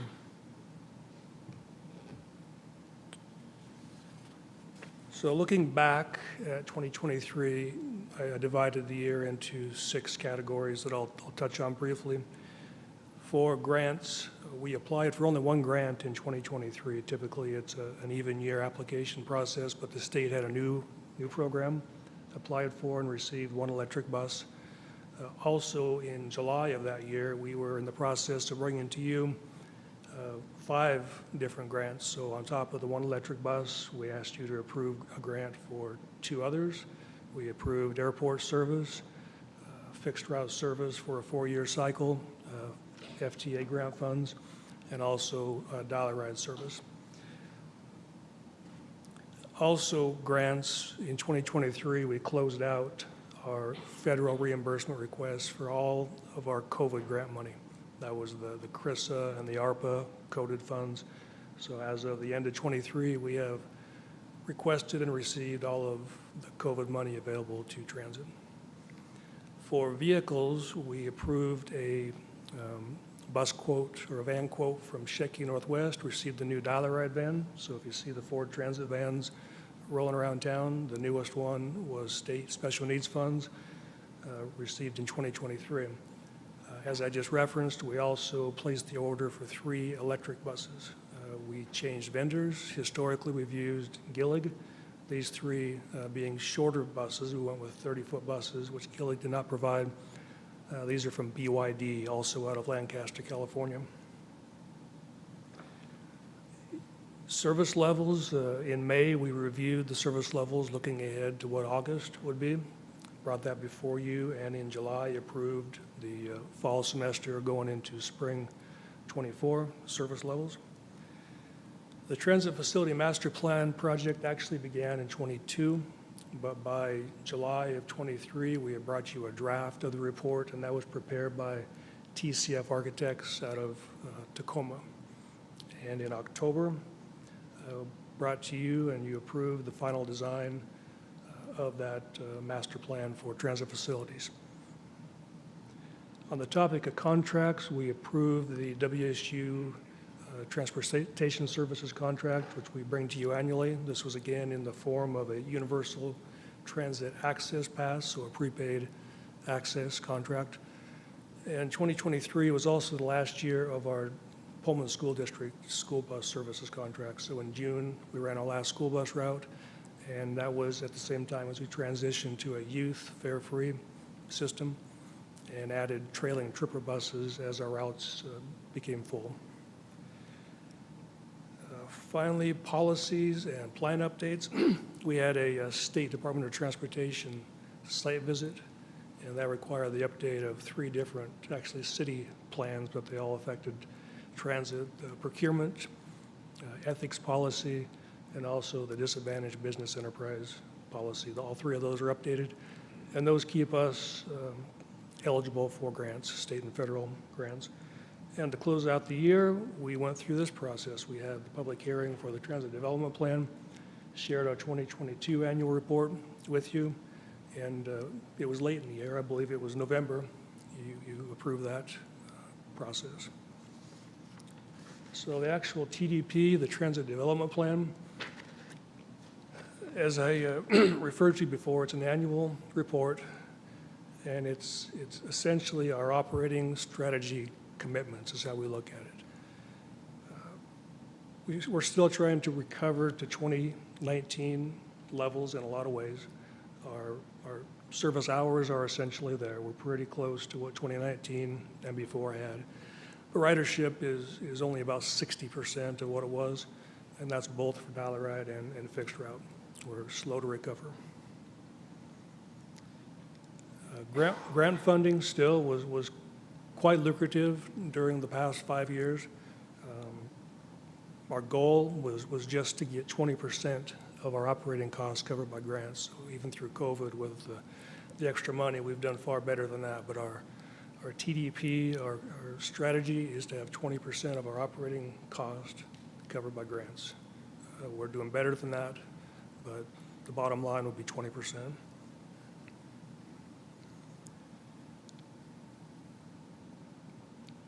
Planning is a fairly new component that we formalized a couple of years ago. We're in our 2nd year of a formalized transit service planning team approach. And what we do there is we meet twice a year with city engineers and planners, and we get a handle on what's coming in 3, 5, and 10-year increments with new city development, with maintenance projects. And it helps us with our long-term planning. No doubt about that, but also planning detours. And just outside the front door is a great example. We knew this was coming a year ago, and we had our signs ready. We were prepared for the detour on Crestview. So it's really been helpful. It seems like it ought to be obvious that we'd be taking this approach, but we've included it in the plan, and it's working well for us. Capital, we essentially are committing to maintaining on a CIP, a capital improvement plan cycle, our vehicles, our shelters, our bus stops, and our facilities. And as I mentioned with the new bus orders, we are looking at smaller electric buses, the full-size buses. They're not 40s, they're not 35-footers. We are using 30-foot buses. They're more maneuverable. Several were ordered with the intent of airport service, so fairly light loads, quieter. I think they'll be a good fit for us. The facility, I did reference the facility master plan, but our current facility on Guy Street is undersized for our current service. All of our dollar ride vans, our staff vehicles, are outside every night, as well as about a quarter of our buses now. Every night, year-round, those vehicles are outside. Our break room is too small to hold full staff meetings. And we are now at the point where we're doubling up on office space, 2 desks in an office. So the transit facility master plan that we brought to you, that was the 20-year outlook. We'll be coming to you in the months to come with the next step, which will be the design phase, and our local reserves, our grant match, the utility tax. That's what we'll be looking for to fund our contribution to a fairly large CIP project. And in closing, I would just like to touch on service. Our intent is to continue to improve the customer service experience in 2 ways. Service enhancements and a couple examples that I mentioned in the report. The push-button solar lights. We haven't put those in for a while, but as needed, that's a nice feature in some dimly lit areas. We're also looking at the afternoon route cycles. They typically have been 30, 35 minutes. Well, traffic is heavy in the afternoon. So you'll see, hopefully this next year, we'll be coming to you next month to request 40-minute loops. Yeah, the ride's longer, but it's on time. People won't miss transfers. What's published will be the time we'll be there. So a pretty good enhancement. And also sharing data. Our mobile app is probably the best source, and that's constantly improved. We're on a 1-year extension. If that doesn't work, we'll find a new vendor. So just to close out, we're going to continue to work towards a safe, reliable, and a customer-friendly local transit service to serve this community of Pullman. So I would welcome any questions, and I'll incorporate any feedback into our TTP. With that, any questions or comments? Councilmember Weller? Thank you, Mr. Mayor. Wayne, I talked to you before council, and I just got to say the airport bus, and this is for anybody who's traveling, is absolutely awesome. The drivers, I mean, they're up midnight, taking people back, and I've heard from a lot of people, I didn't know that's, running, even though I know you've been putting it out. I would say the one thing, and this was passed on to me, is that, like I said, I still owe you $1 because I didn't have the change. Your picture's on the bulletin board in the office. So. I knew it. Don't pick him up. Sometime in the future, and I know it's a investment, it's a cost, and I appreciate the discussion on the funding aspect because that's also important. I think it'd be great if we're able to, sometime in the future, a card reader, because even one of the people who was riding back from that midnight flight said, I didn't bring change. She had just been on sabbatical. So I think you're doing a great job. I know it's not back to the 2019, but you're doing just a bang-up job. The other one thing I will say is those shelters are so important if and when we're able to get them at the stops that are remaining the stops, because I know they kind of transition with the locations, but with the heat, with the snow, rain, things like that, you're going to get a mighty good tan or kind of crispy in this weather. So, but I appreciate what you're doing and your staff, so just wanted to say that. Councilmember Parks? Thank you. Thank you, Wayne, for the update. I'm glad to hear that you're looking at a smaller bus for the airport run, because I have noticed it's great that it's there, but it seems that it's maybe a little too big. Though, probably maybe in the fall it won't be.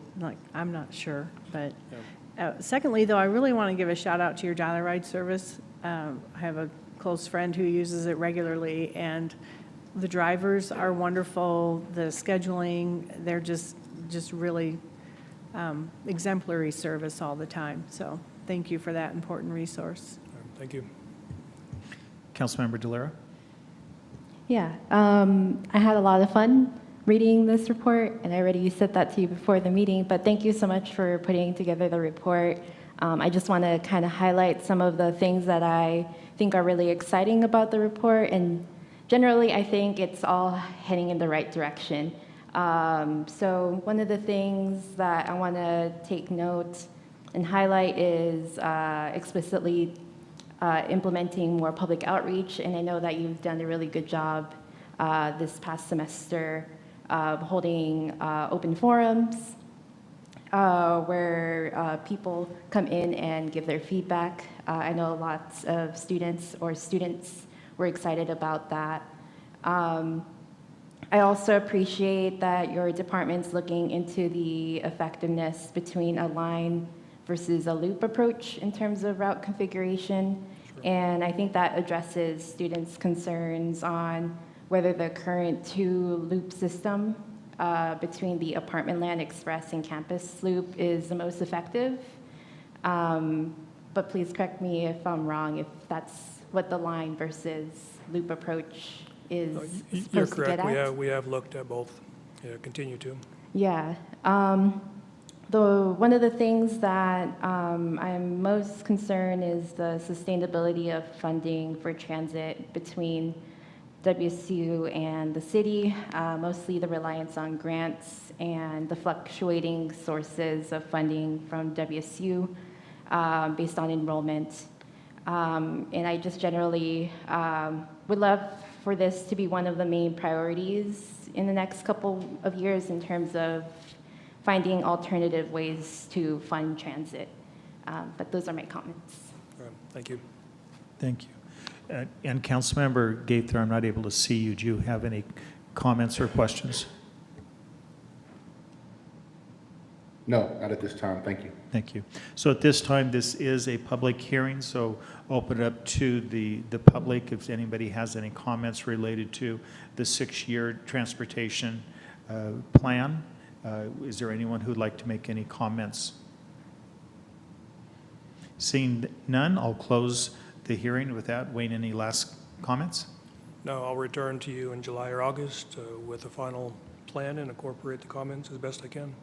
Great, thank you very Thank much. you. Next up is our regular agenda. First up is an ordinance related to compression of salaries. And with that, Mike Urban, our city administrator. Standing. Thank you, Mayor. Good evening, Council. Before you tonight for consideration is ordinance number 24-08, amending the 2023-2024 adopted budget.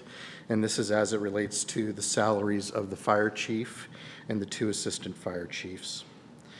So in May of this year, the City Council ratified the 2024-2026 labor agreement with the International Association of Firefighters, Local 1892. And the change in compensation for its members of the labor organization created upwards compression on the non-union managers of the fire chief and the 2 assistant fire chiefs. So as with past practice, City Council regularly tries to address issues of compression after these labor settlements and subsequent financial analysis. So once that the contract was ratified, Human Resources, members of the Finance Department, Assistant Chief Andrew Chavarez, Jeff Albrecht, the Director of Finance and Administrative Services, and I began the analysis to come up with how this compression looks and how to better address it. And that's what this agenda item is about. And as you can see with the research, we've come up with several different scenarios before we presented what we think is an economical and acceptable. I mean, we would love to pay everybody as much as we possibly can, but got to keep some things under budget too. So this ordinance, we believe, addresses the compression. So if approved tonight, the finance staff will work to adjust the wages going forward for these 3 positions, and then also begin working on a retro check for these 3 positions, as this change should also be commensurate with the contract that caused the compression, which actually took effect on January 1st of this year. So with that, staff recommends adopting the ordinance as presented, and I'd be happy to answer any questions. So any questions for Mike? If not, I'd entertain a motion to Move to adopt. Second. With that, if you could read the motion, the agenda item.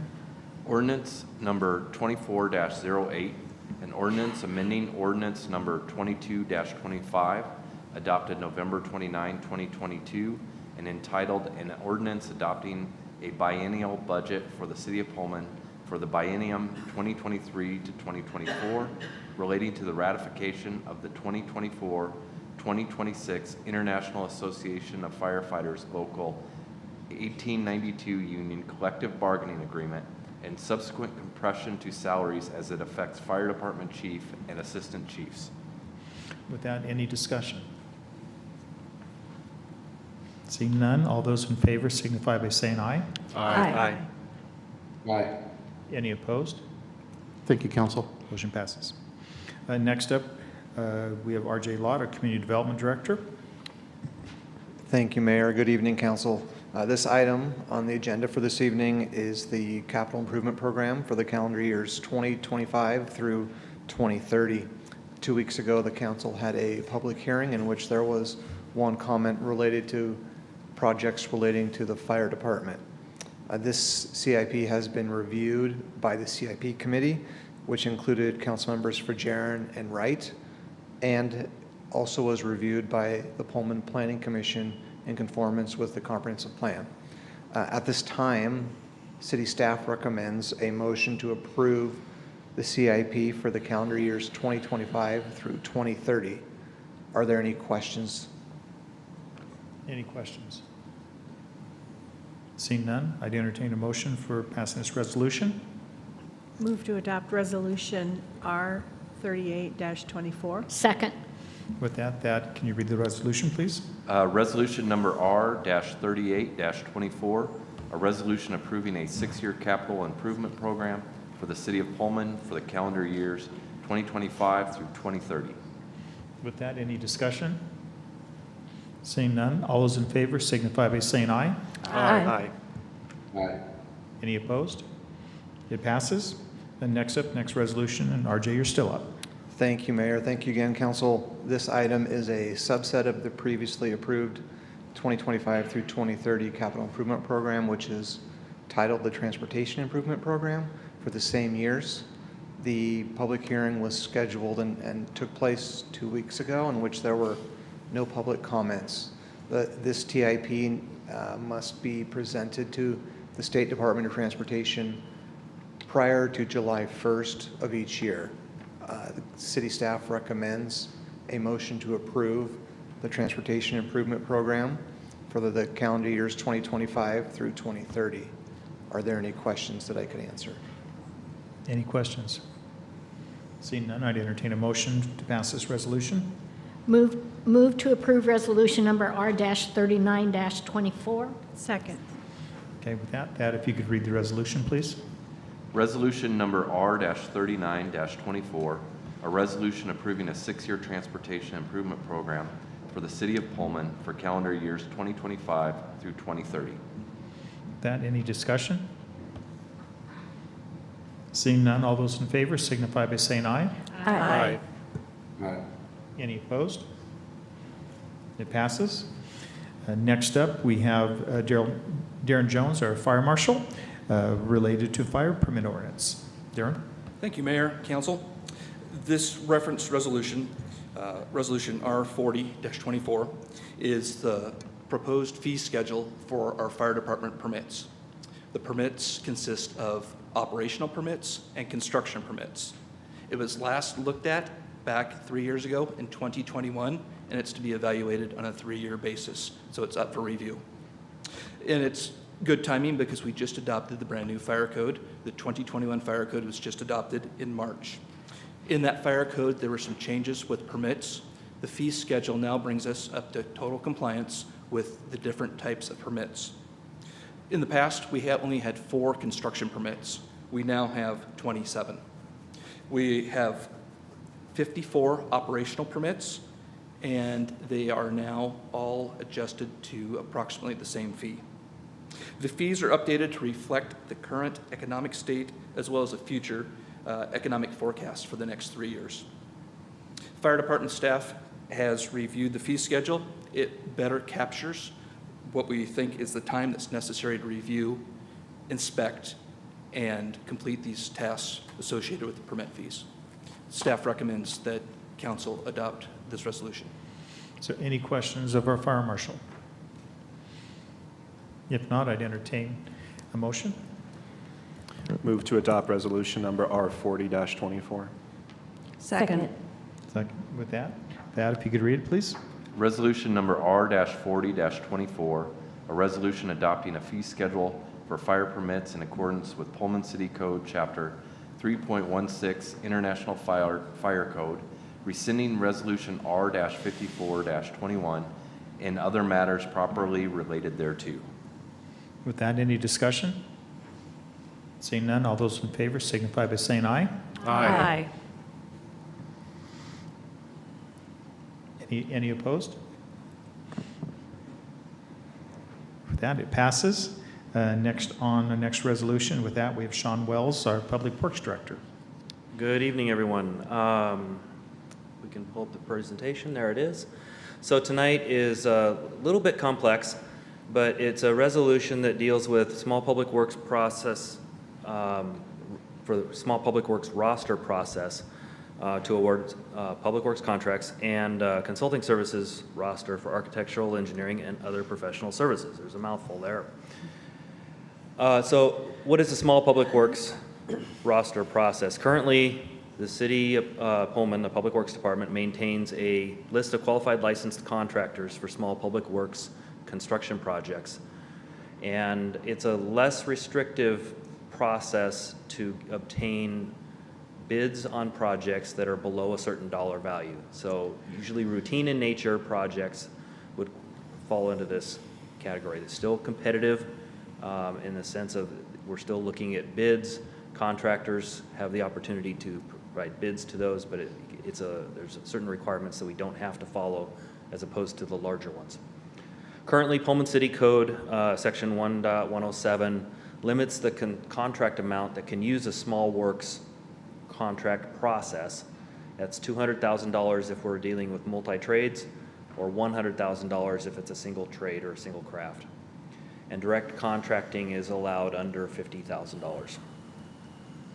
So in the state legislature, they made some changes from when Pullman enacted our codes about 2004, and there have been several of them. The most important ones are listed here. In 2019, the state legislature increased the amount that small public works contracts could be within that small process up to $350,000. And the crafts and trades distinction was removed from the state law at that point.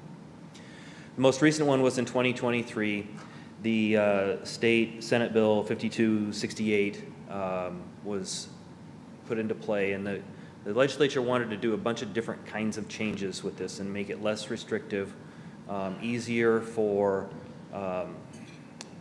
small businesses was added as a definition, so they really wanted to encourage small businesses to be a part of this process, requiring then the municipalities to award to small businesses under certain circumstances. The Office of Minority and Women's Business Enterprises is now will house a new small business certification program as part of this. They also, one of the bigger things is that they designated the Municipal Research and Services Center, the MRSC, as a statewide designated roster. And so what that does is they said, all right, MRSC, you host a roster, comply with all these requirements in state law, and municipalities then can go to MRSC and use them as that roster rather than having to maintain our own and comply with all of those requirements ourselves. And it updated the solicitation process, basically all the things we have to follow, the small businesses, women disability businesses, things like that we have to follow. And it provided an option for direct contracting as well. Small public works roster process, the proposal is now, is to kind of bring Pullman into what state law allows for now, is first and foremost allows us to contract with MRSC rosters rather than maintaining our own. The benefit of this is that MRSC does all of the legwork up front in looking at the businesses. They apply to them, and it's like kind of a a la carte menu. The business says, I provide this service, and I want to offer my services to the cities of Pullman and Colfax and Palouse and all of the Washington cities that they're interested in providing those services for. It then allows the city of Pullman to go on our side of it and say, hey, I need somebody to do this task, this small public works process, and I can go and solicit bids from those particular contractors that provide that service. It kind of marries us up as like a big yellow pages, if you will. Similar quotation process.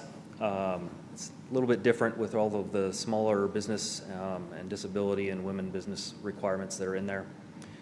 What we're also providing or requesting is to increase Pullman's small work contract limit to $350,000 to coincide with that state law threshold, and removing the craft and trade restrictions that we currently have baked into our current Pullman City Code.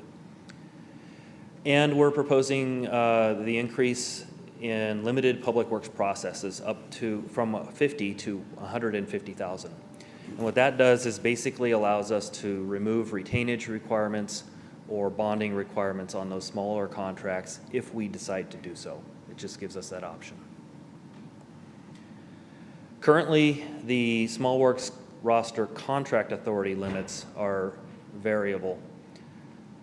Right now, if we were to do a small public works project, the contract up to $50,000 allows for the mayor to sign that contract. If it's a single trade or a multi-trade, depending on that dollar value, anything above $50,000 up to that limit, the council has the authority then to establish, to issue that contract. Anything over that $100,000 for single trade or over the $200,000 for multi-trade has to go through a formal bidding process, and council has the authority then to award that contract in those circumstances. So what we're proposing with the authority limits is to raise everything up to the $350,000 limit, allow the mayor to sign those contracts without council authority at that point. It makes it more administrative. It saves staff time. It saves council time for bringing all of those smaller projects that are usually routine in nature to the council for those authorities. Anything over $350,000 can't go through the small works roster process. It has to be a formal bid, and therefore the council would see everything over $350,000 for award. In the same light, the legislature changed some of the rules regarding consulting services rosters. And these are professional services that have primarily an intellectual output or product. Think of architectural and engineering consulting. These are the ones where we're getting a consultant to do a design or do a study for us in certain circumstances. We maintain our own roster on that locally. It requires us to have a qualifications-based selection procedure. We can't just say, hey, you're the cheapest here, we go with you. We actually have to look at their qualifications in these processes and say, all right, you're qualified to do traffic signal design or something like that. It's similar to the small works roster. We solicit bids from them or requests for proposals to come in. Right now, if it's over $30,000, we do that RFP process. If it's under, we can just directly contact them and ask them to do that service. And if it right now, over $50,000, we put it out for a formal bid so that they come in with their statement of qualifications at that point. Legislature made some changes to this and as well, and it allows then, if we sign up with the MRSC rosters process in the small works part that I just talked about, it requires us to also sign up with them for the consulting services roster. We can't have one without the other. What we're also requesting is establishing a similar process, but it does bring into the same kind of requirements in the small works roster with minority and women-owned firms, veteran-owned firms, and it requires us then to go through this process of giving them the maximum practical opportunity to compete for and obtain public contracts. Clarifies the consulting services roster is allowed for services not subject to public bidding requirements. So at a certain dollar value, we have to go out for public bids in those cases. And we're also requesting, similarly to the small works roster, the delegation of authority to the mayor to award bids for quotes for these architectural and engineering services below $350,000, and it would still retain the authority of the city council for anything over $350,000. So with that, the resolution before you kind of gets us in that process. And as we were going through this, we realized that there were sections within our procurement code of 1.107 that were going to be in conflict between the time if this resolution passes moving forward. So some of those limits are woefully low right now in our procurement limits. City Administrator Urban and I and the Finance Director Jeff, who you just met, are working on a ordinance amendment that would come forward in probably the next council or maybe the 2 council meetings from now to kind of retool what's there and make everything in conformance with what we're asking for here today. Some of these requirements that I brought forward have to go into effect in state law on July 1st. And that's why we're coming forward with this resolution right now. It's a kind of a quicker way to get it in place before we make formal changes with the city code. So with that, I can answer any questions anybody may have. Any There's a lot to questions unpack. or comments?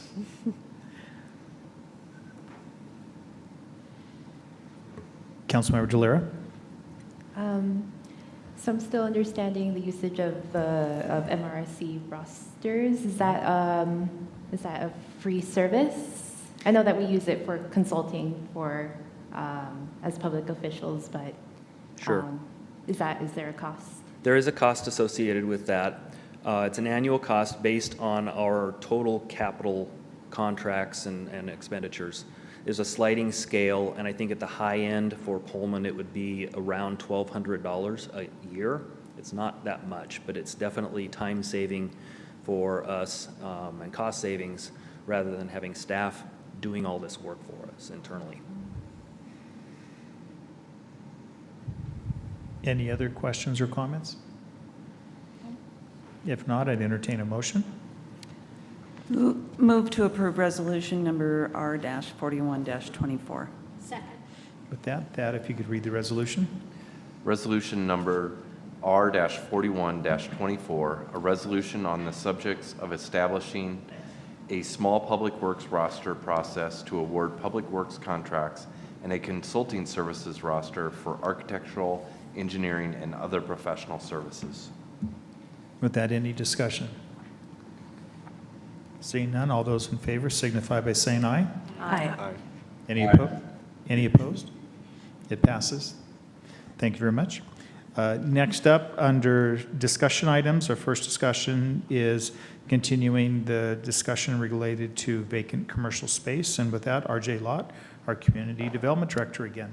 Thank you, Mayor. Good evening, Council. As you mentioned, this is a continued discussion to take input and direction from the Council on vacant commercial spaces. We first spoke about this at the last Council meeting 2 weeks ago. This is a draft. I want to express that explicitly. A draft ordinance that I've put together after reviewing the video of the previous Council meeting and taking in your input. There are parts of this draft ordinance that are highlighted in yellow, and that is to direct Council to have further discussion on those points. As we go through this evening, if there are any discussion points that the Council has, please feel free to stop me and we can discuss those at your discretion. So at the top, this is a vacant commercial spaces as indicated in the title for the C2 business district. There was discussion 2 weeks ago about including all commercial and industrial zones in a draft ordinance. There was also discussion about starting this ordinance in the C2 Central Business District. Is that still the desire of the City Council in this draft ordinance, to start with the C2 Business District? Councilmember Guido? Yeah, it's important that we start this off right, in my opinion. To limit it to just the Central Business District, i.e. downtown, to me, would be problematic, because I think we have to look at all vacant commercial spaces throughout Pullman. So that would be a problem for me, defining it that way.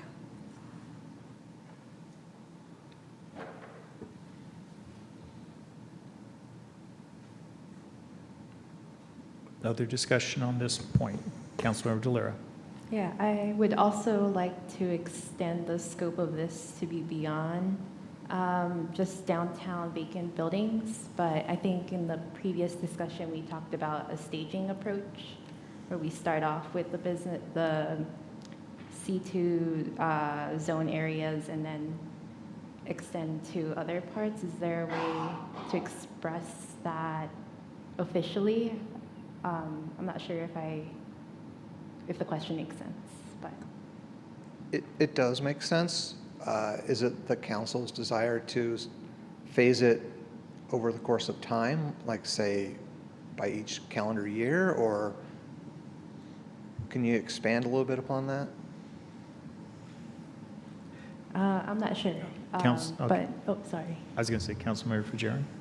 Yeah, if we were, I think it's in, thank you, in the proposed resolution to review it on an annual basis, the list. And so maybe for the first year, it's focused on C2, and then during the annual review, when it's brought to council, maybe we can see about expanding it to citywide, would be my suggestion.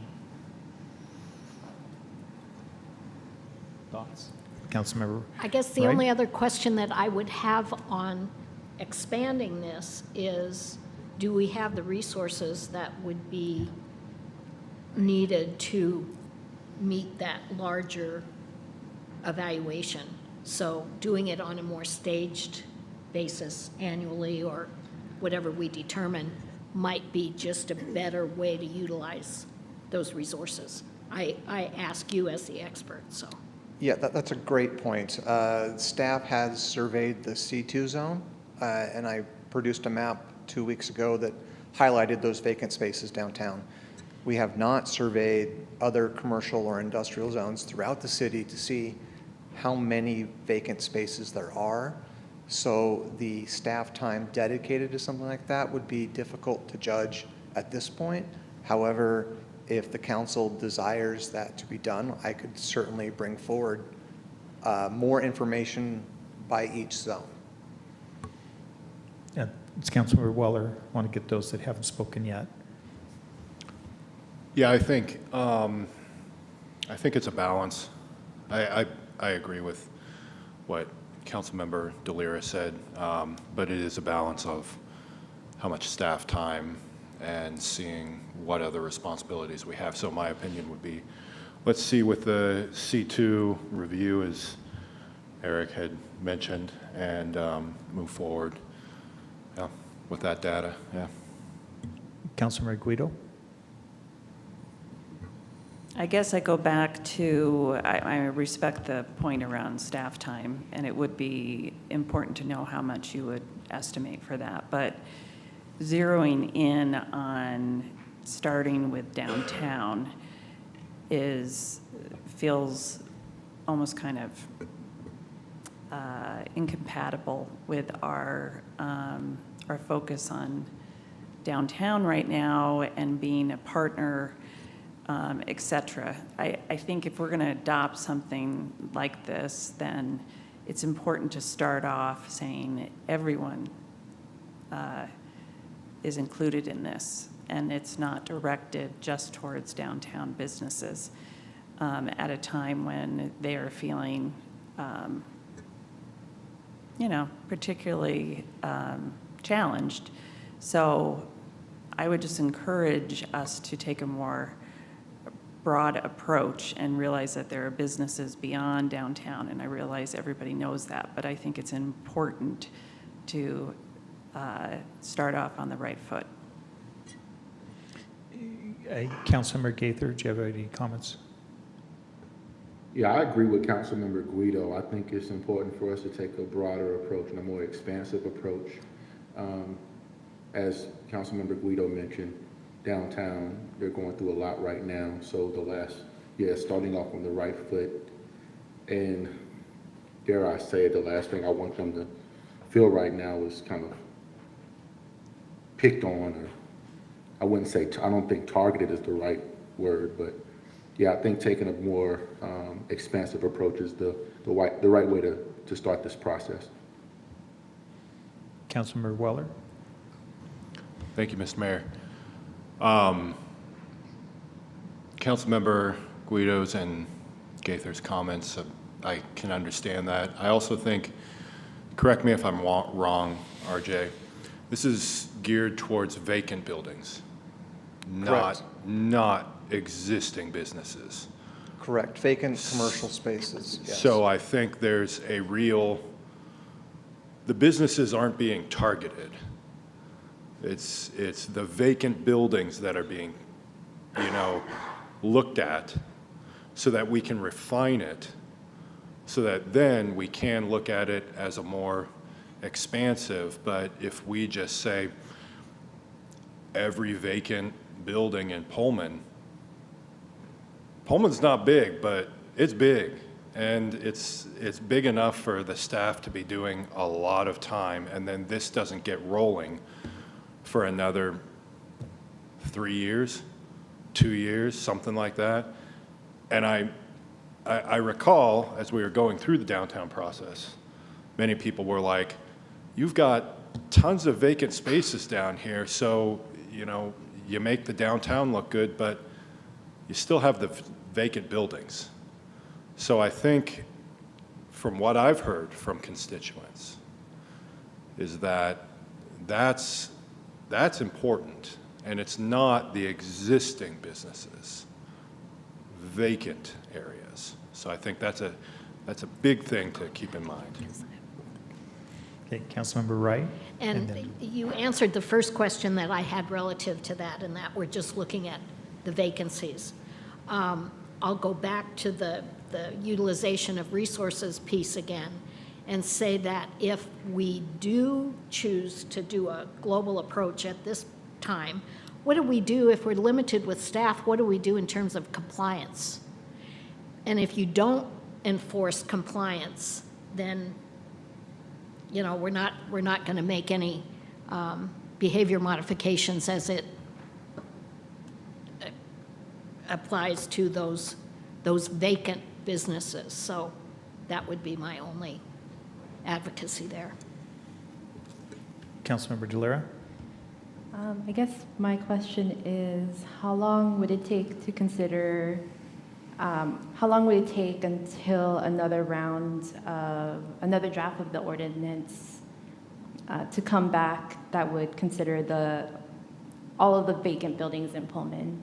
I feel like that's a very big question, but can you maybe help me understand the scope of the length of work or the length of time that would go into another draft of the ordinance? Yeah, that's a great question. I think that for staff, myself included, to revise this, I think it would be wise and prudent to survey the other areas of the city to see how much or how many vacant spaces there are, to go into this text and make those changes. Would not take that much time, but I would appreciate having the opportunity to bring all of the information to the council so that the council can make a wise decision on the totality of vacant spaces throughout the city. So to answer your question, I'm not quite sure, but perhaps 4 or 5 weeks would be my best guess.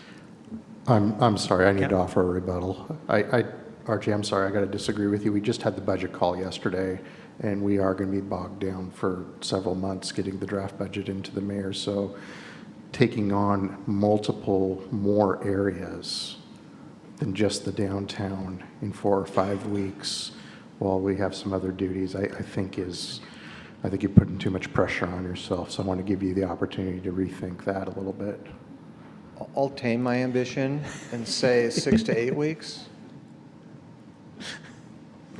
Councilmember Parks. One benefit of starting only in the C2 district is that it's very concentrated. It's a more pure business district, and I think that the resources would be better able to, that the staff would be better able to track that. And if we're starting this as a phased approach, we're saying, let's start with the most concentrated area, which is downtown, and then work our way to other districts. But I can see both approaches, but that would be one benefit, just starting there, is that you already have it inventoried, and you can move forward from there. Councilmember Weller. Thank you, Mr. Mayor. I concur with Councilmember Parks also, because if we make any mistakes, it's not going to be on the whole, city. We're taking a segment. We've never done this before. we're taking a segment, we're going to look at it, and then also rewording this may take a short time, but the survey of the entire city is going to take a long time. So that's kind of the thing, and I know, I mean, a few of us have been on for over a decade, and we've heard continually, what are you doing about the vacant buildings? So, I mean, this is not new. So I'm just saying that let's look and see how the C2 in the downtown works.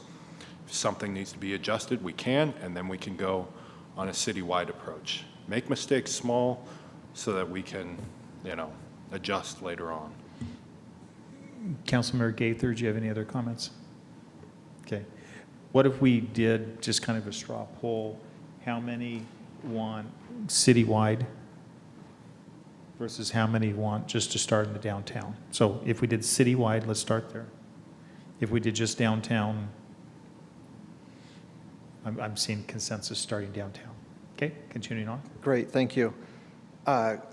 Starting through this code that's also in your council packet for this evening, you can see how the sections are laid out here.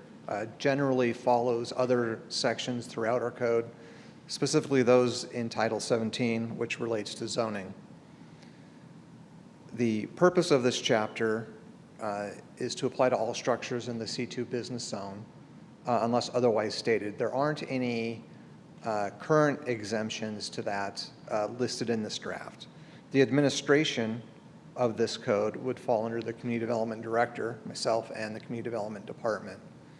That may require designees to be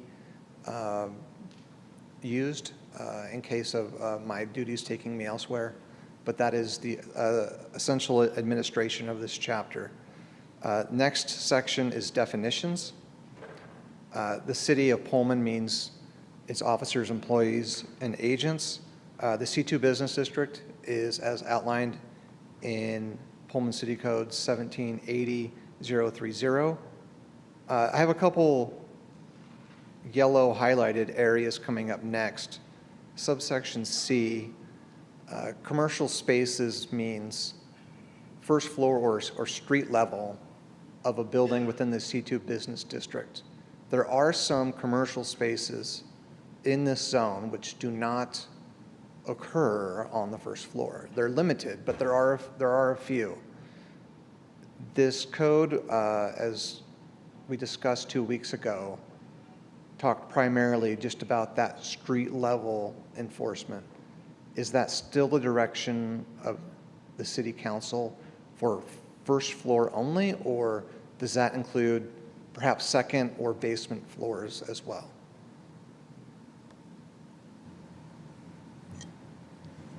Councilmember Parks? So for clarification, are you asking if we want to include all floors that are actively involved in commerce or business? Yes. So it would be all or none, not first floor is great, basement's awful, or it would just be all encompassing per business? Right, that's what I'm asking, yes. Councilmember? I think that makes sense, because I don't think it's equitable to allow a business that may have more than one floor to be able to not be held to the same standard that single floor businesses would be held to. Councilmember Weller? Thank you, Mr. Mayor. Yeah, once again, I concur with Councilmember Parks. I think that all-encompassing, not just first floor, is important. And if I could ask a question, with the maps that you provided last council meeting, were those maps just identifying the first floor, or those also included potential businesses on second floor? So we haven't seen that list. Yes, the map from 2 weeks ago was just ground floor or first floor commercial spaces. Did not survey above or below. And within the question that we have here, is your question if a business could occupy multiple floors, if they only occupy one, would that be considered, are you looking at that, or are you looking at buildings that have multiple floors that tend to be divided between multiple businesses? While putting this code section together, in my mind, it was floors that were not of the same use. So businesses would be separated by floors. Okay.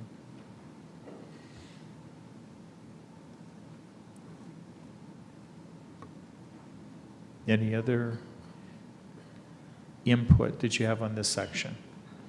So what I hear you saying is, what's being proposed is if a business could cover more floors, as long as they're active on the main floor, they wouldn't be highlighted in this section. However, if the building was divided into multiple businesses on different floors, then they would be looked at separately. Correct, yes.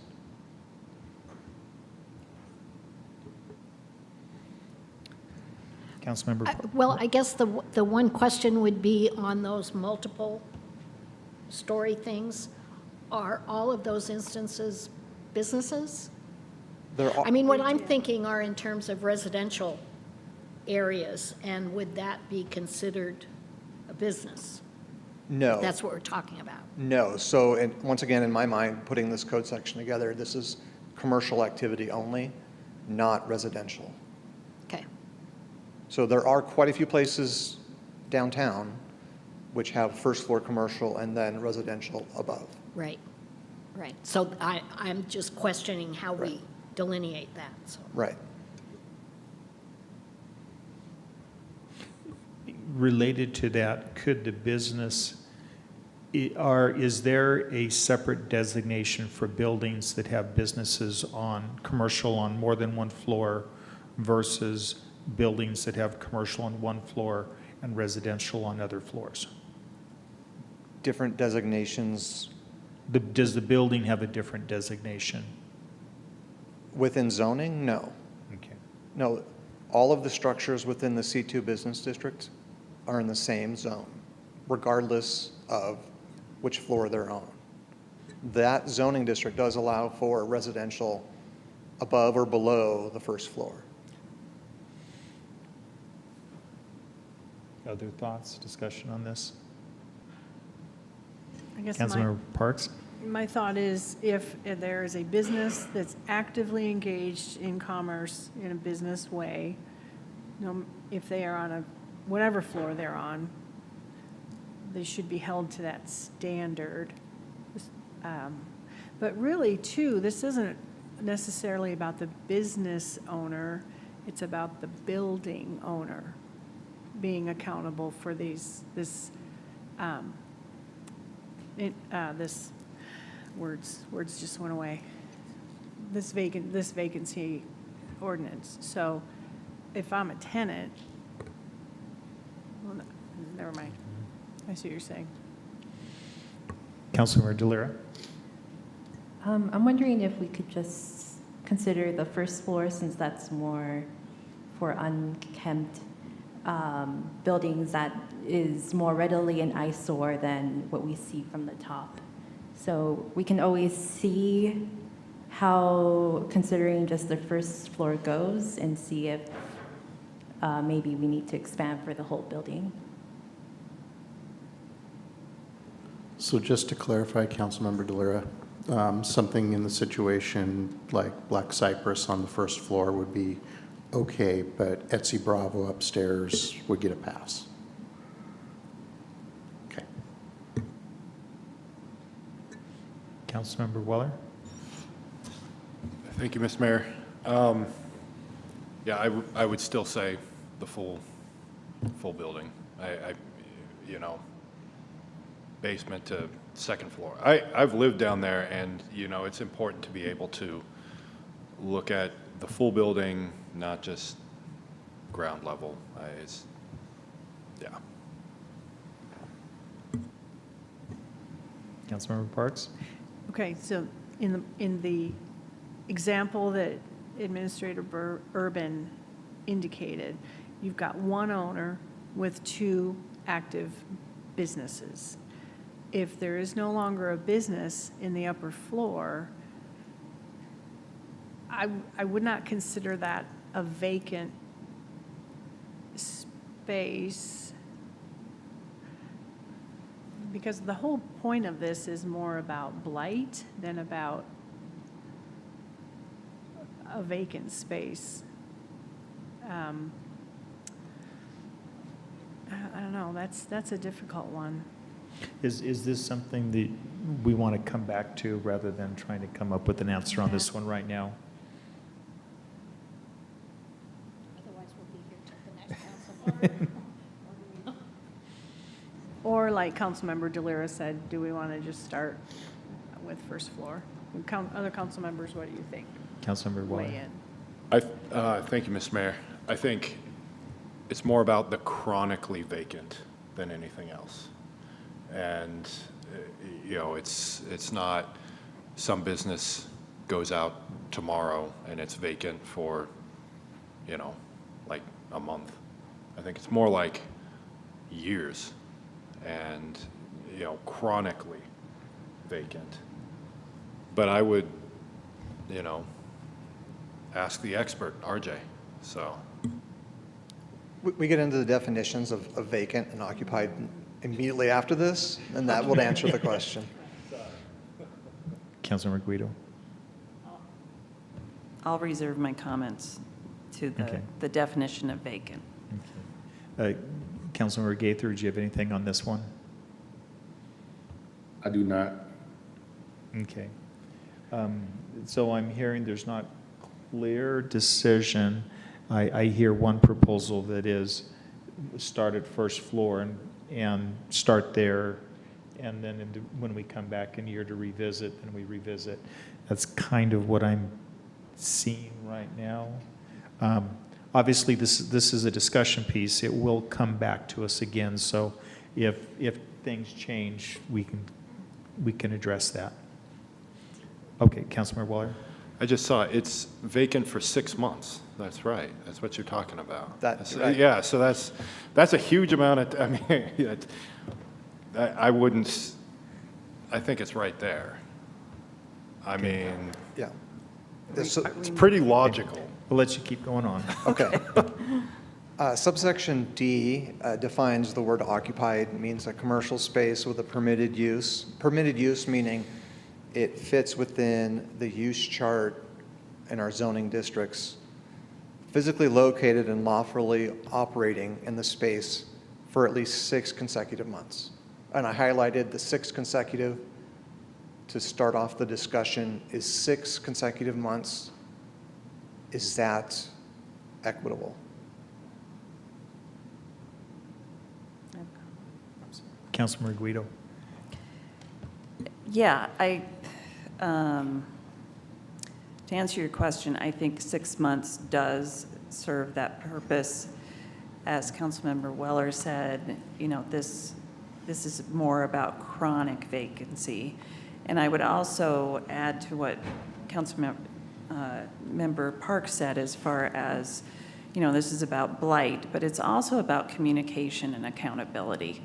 And when something is chronically vacant and is turning into blight and not contributing to the vitality of, in this case, our downtown, then I do think there is accountability and communication that needs to happen between the owner and the city. And 6 months, I think, is reflective of that. That starts getting into you know, kind of what are your plans here? Are you just going to sit on this for whatever reason? So I would say 6 seems reasonable. Councilmember Weller. I, you know, wasn't really thinking anything different than, you know, the 6 months seems reasonable.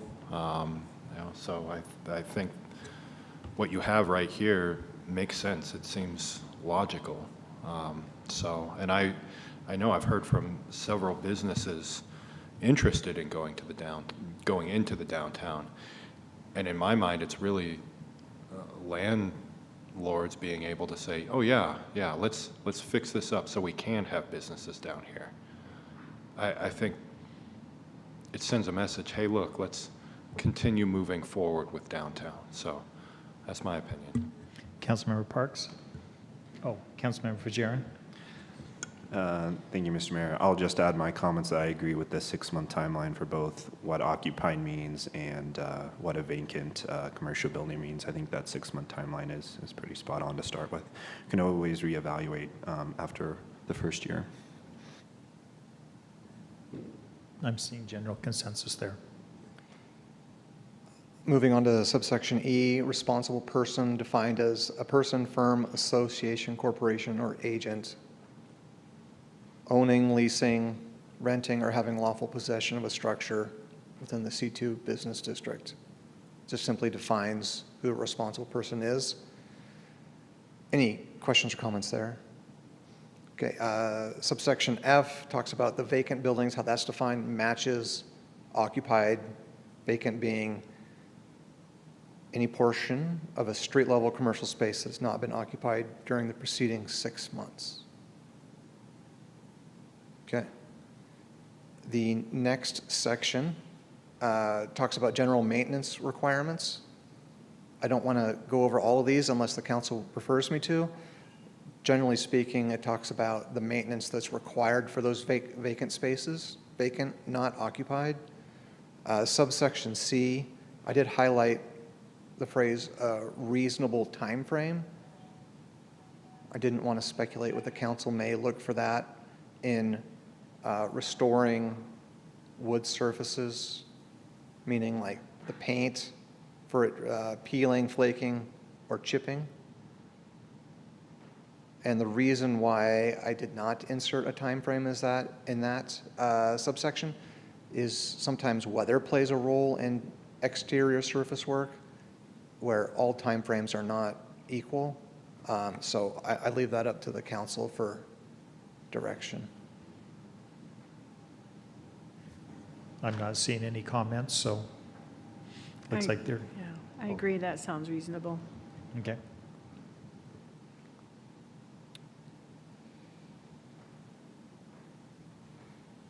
Next section is vacant commercial space registration.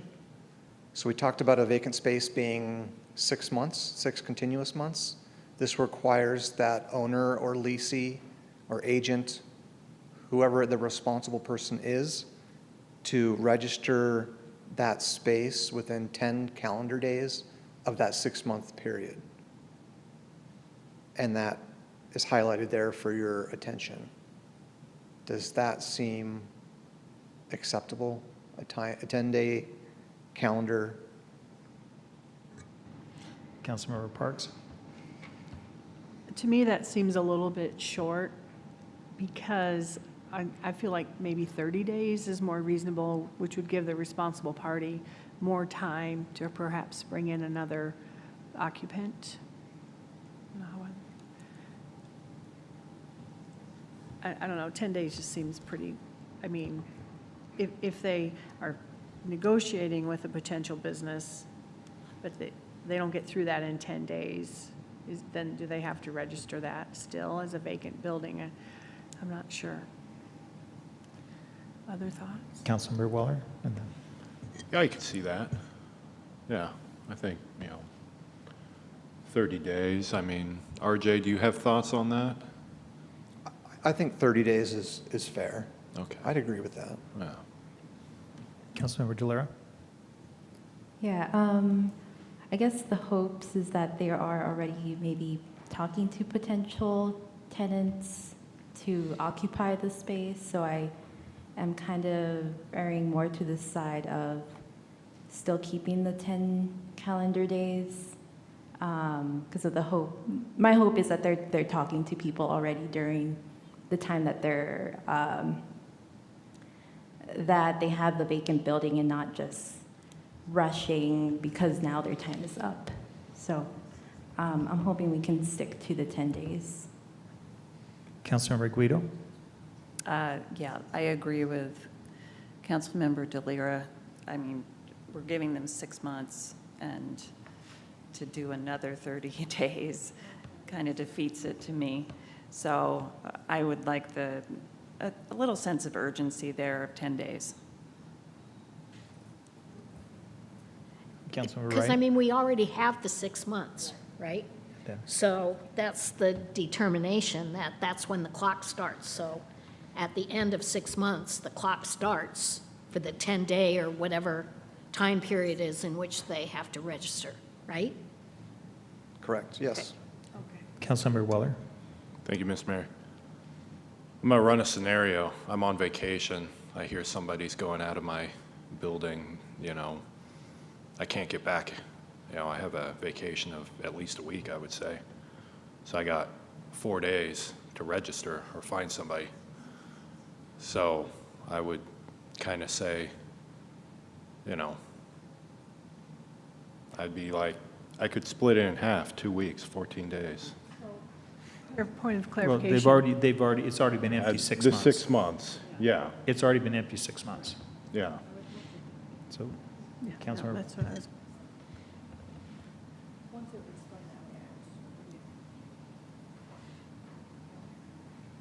I'm cool with whatever. Councilmember Gaither, do you have any comments on this?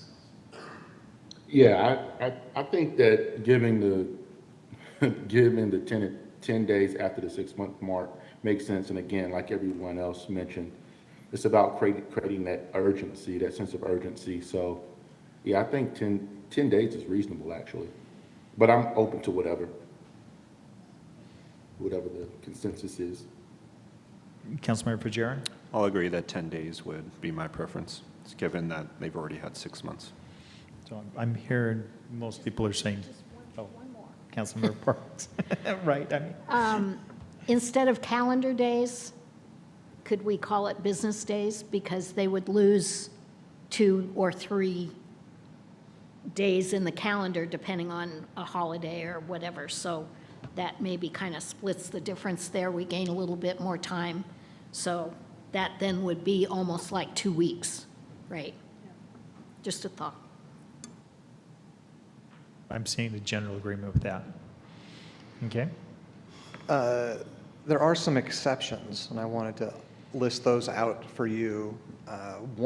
Number one, the space is subject to a current valid building permit for rehabilitation or repair, meaning that there is active improvements to the property, either to renovate or to prepare for a possible tenant. Some uses, for instance, transitioning from a retail to a restaurant can require significant improvements, both in time and in funds. So having an exception for that renovation, including the ability to locate contractors or materials, may take a considerable amount of time. So I wanted to point that out to the council, that that is a very distinct possibility, and that would not be considered a vacant space under this ordinance. Number two, the space meets all codes and regulations, and the responsible person is actively attempting to sell, lease, or rent the space. And that's evident by appropriate signage or other activity. Number three, the property the commercial building is located on is subject to a land use application for redevelopment. That could either mean subdivision, conditional use, variance, and that can also take, I wouldn't say a considerable amount of time, but it does take time to go through the total process, especially if there's a public hearing involved. So those are the 3 exemptions outlined in this ordinance. Any concerns or questions there?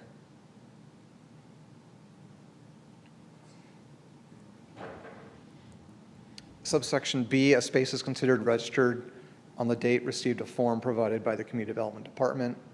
I don't have a draft of that, but that would soon come after adoption, or I would say prior to adoption of this ordinance. The basic information listed here. Subsection C, a responsible person must post a notice provided by the Community Development Department in a conspicuous location inside. I want to make that clear, that's on the inside, so that every individual perhaps looking to either purchase or rent or lease the space is aware that there is a current register on that location, so that everyone is in the know. Any questions there? Subsection D, a responsible person must renew the registration of each commercial space on or before January 1st if it remains vacant. And those forms will be provided by the Community Development Department. Subsection E, upon satisfactory proof to the director that the vacant commercial building is occupied as defined, previously defined, the vacant commercial building will be unregistered. Proof of physical occupation, so this kind of further defines what occupied is, may include but not limited to usable furniture, office equipment, retail inventory, or other inventory in the space that is consistent with the building's intended use. Any questions there?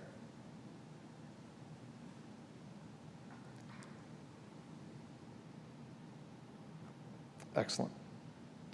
Next section talks about window displays for commercial buildings not occupied within 30 days. So this is a quicker turnaround. The intent of this subsection is to have a better appeal to the eye for those vacant spaces with windows. So subsection A, paint the windows to visually appealing scenes. I'm picturing either natural landscape or something similar. Subsection B, displays of works of art. Or C, other measures consistent approved by the Community Development Director. Any questions there? Councilmember Wright? Are we making this too restrictive here in identifying, at least with the specific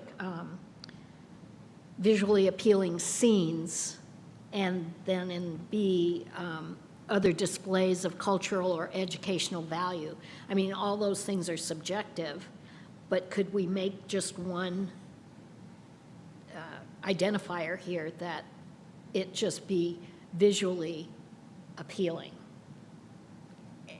Yeah, I see what you're saying. I think there's a level of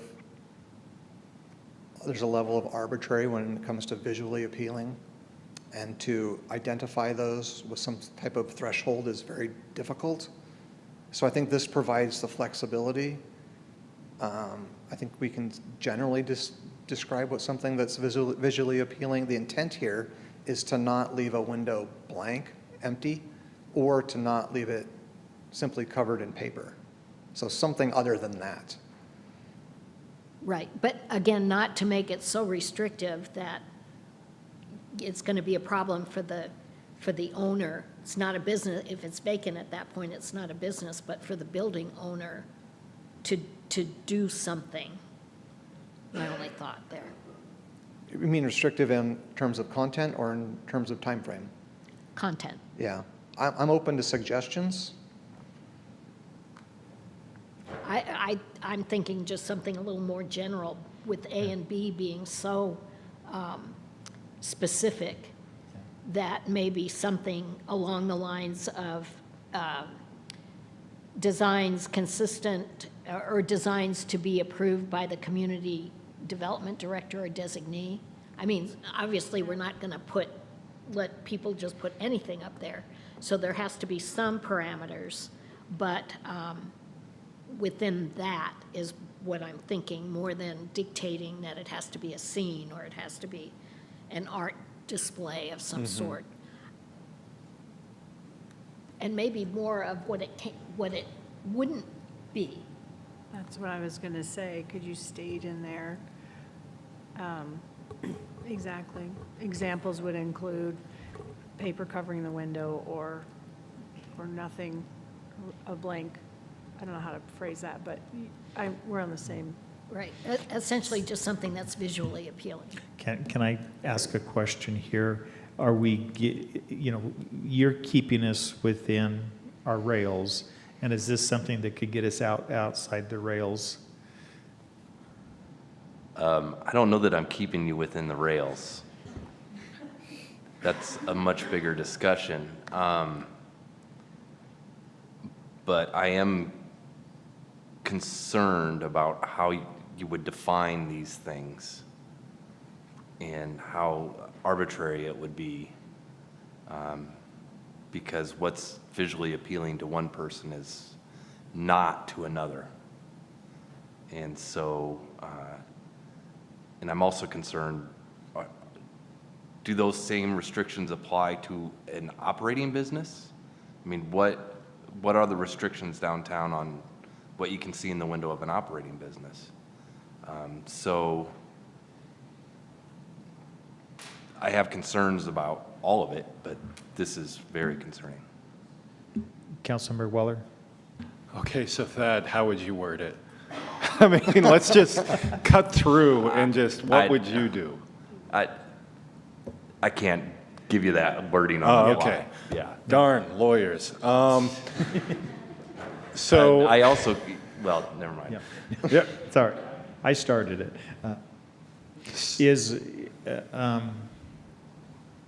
Is this something, as a council, do we feel we can come to a clear direction on this, or do we want for staff to continue to look at this aspect? I think we need to move forward with it, but I mean, if Thad's not comfortable with it, then I don't want to get sued. So, I mean, what would that look like? Sending it back to staff and then we wait for another couple weeks or something? Councilmember Parks? What if we just leave the item as, and, when commercial buildings are not occupied, responsible person must take steps to maintain a vibrant streetscape and avoid adverse impacts on the neighborhood character, period. That's open enough to interpretation.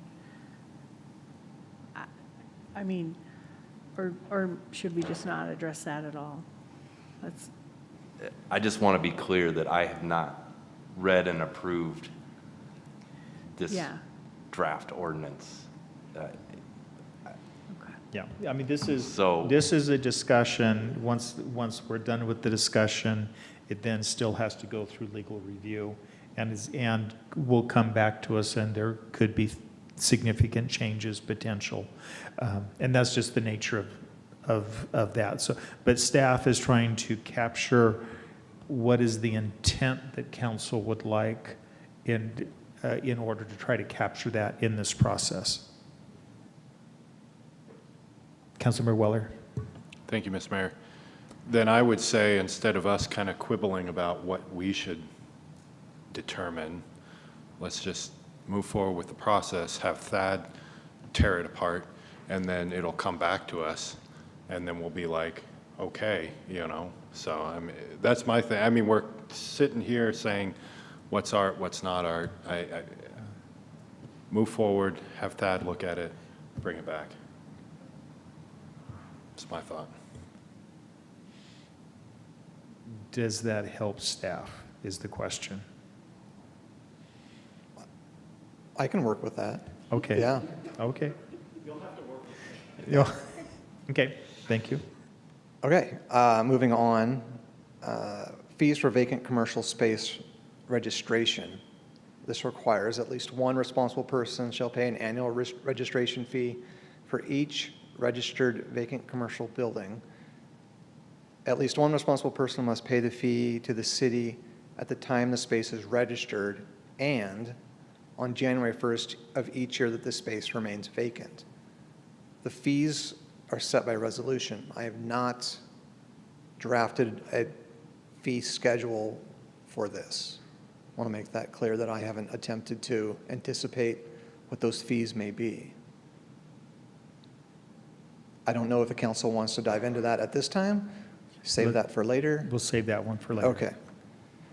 Delinquent registration fees, the collection. So if those fees are not collected, this gives the city the ability to take action as necessary, including civil actions or turning the matter over to collection. Any questions there? Section 090, the duty to amend registration. If information changes on the registration, it must be done so within 30 days. Inspections, the community development director or designee is authorized to conduct inspections to enforce the provisions of this chapter. Any questions there? Okay. Enforcement, subsection A highlighted. Upon determination by a code enforcement officer or the community development director or designee that an infraction exists, a notice of civil infraction shall be issued to responsible person or owner in accordance with the procedures set forth in Chapter 1.02 of the Pullman City Code. Any person violating any provisions of this chapter is guilty of a Class 2 civil infraction. A person cited for a violation of this chapter for a second or subsequent incident is guilty of a Class 1 civil infraction. So for those that aren't up on their civil infractions, a Class 1 civil infraction carries a fine of $350, a Class 2, $250. Any comments on that section? Doesn't look like it. Okay. Subsection B, no responsible person may violate or fail to comply with any provisions of this chapter. Each responsible person commits a separate offense for each and every day a violation is committed in this chapter. So each day it would occur a fine, a civil infraction. Any questions there? Councilmember Fajera? I certainly think there should be wiggle room on that civil penalty by day. I think that could get escalated pretty quickly, and so that's just my opinion. Again, I agree with Councilmember Weller's proposition of just kind of passing it, seeing where it lands with legal, and waiting for it to come back to council for those specific questions regarding legality.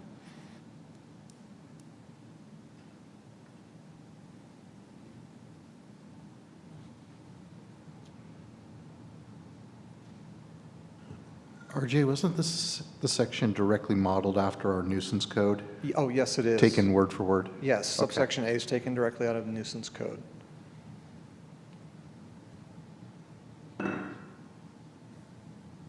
Not seeing any other discussion. Okay. Subsection C, all responsible persons for a commercial building jointly and severally responsible for compliance of this code, of this chapter of this code. If the commercial building is subject to a lease, the city shall have the discretion to determine whether to enforce this chapter against the commercial building owner, the tenant, or both.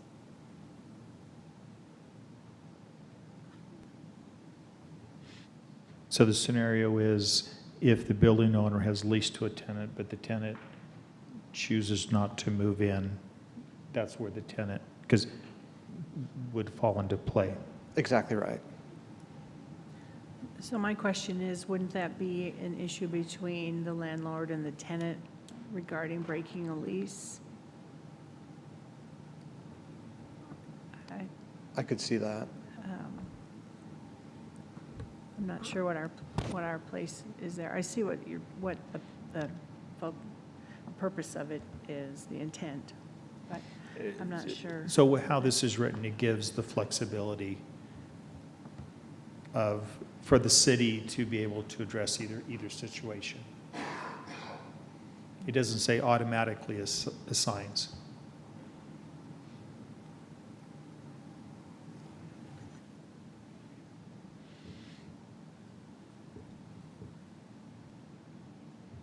Okay, let's keep going. Okay.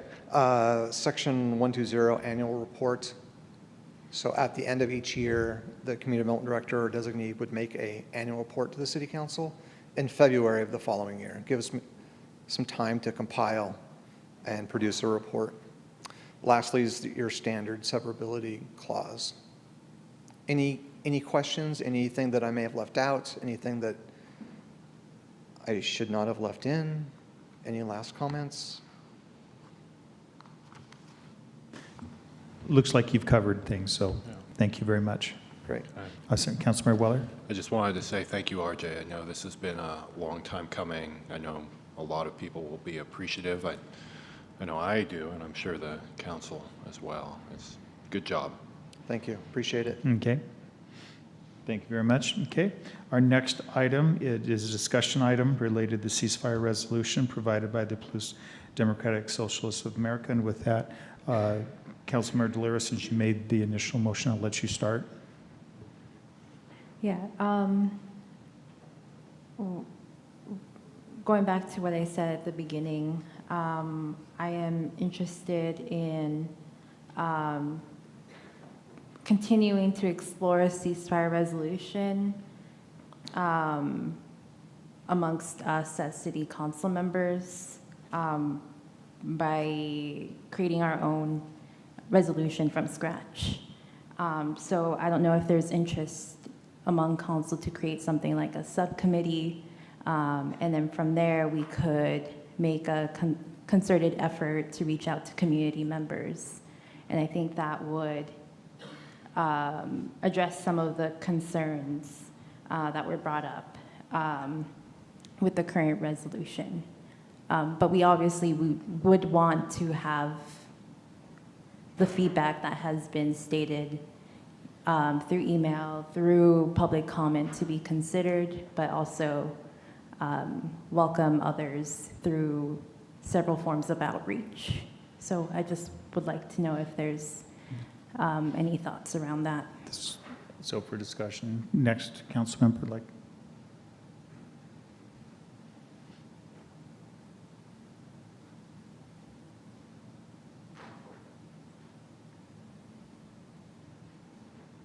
I'm seeing Councilmember Fajarin. Thank you. I'm curious to also, for my fellow council members who are holding their comment to this discussion. Personally, I do struggle with this resolution that has been put in front of us. I made my concerns known to the community members that I spoke to, specifically having all the stakeholders at the table during its creation is something I really struggled with. And so if there's a path forward, whether it's what Councilmember Delira recommended, moving forward, I believe that having the stakeholders at the table during the creation of it is very important. So that's just my notes on the current resolution that's up for discussion. Any other discussion? Councilmember Weller.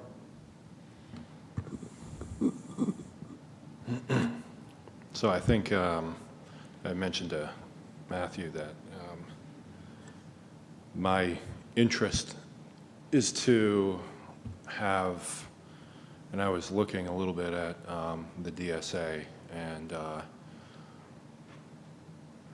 at the other, because I'm not a lawyer, looking at the be it further resolved, finally resolved, all of this stuff. And I know when we were at Neil's, we had that discussion. And I think I had advised, and I know you had made some effort to, from what you told me briefly, reach out to the Jewish community to have a discussion. And I ultimately feel, so here's the thing, and you know, we talked about this, that what's going on over there is absolutely just, words can't describe it. And obviously it's very, people are very passionate. I'm passionate. It's hard to turn on the news some days, most days these days. I struggle because About a month ago, I had received someone asking me to say something regarding the war over in Russia. And I was very amped to bring it forward. I'm going to do something about this. But I also have to realize that I also represent a large constituency. And it's a difficult thing of how do I sit, what do I say something, do I not say something? I've been at this, and the council has already heard this plenty, so I'm sorry that they hear it again. Many of us have been here a long time. I've been here for about 16 plus years. I fought for everything from the welcome city ordinance, which originally was supposed to be a sanctuary city, and that was downgraded because it would cause division within the city.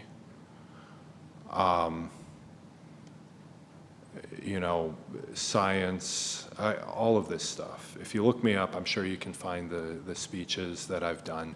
And the challenges that I've had to face during that time is also realizing that I don't have the lived experience to speak about some of this stuff. Like when I spoke at the Black Lives Matter March, I don't have the lived experience. I don't have the knowledge to speak about a lot of this stuff. You've obviously done the research, or quite a bit of the research, several of you. A path forward, as I looked at this, and as I mentioned recently, just a second ago with Thad, and I heard his comments at the last meeting, are very valid. And I know you're taking this resolution that I understand from other resolutions that have been passed in other cities. I can't say to their lawyers or anything along those lines. I don't know. And I'm kind of going off because as I try to form a thought process, I go through, I'm a kind of a philosopher at heart. So I try to understand as I'm talking through this. And, the number of different, we talked, religious texts that I've read and things like that.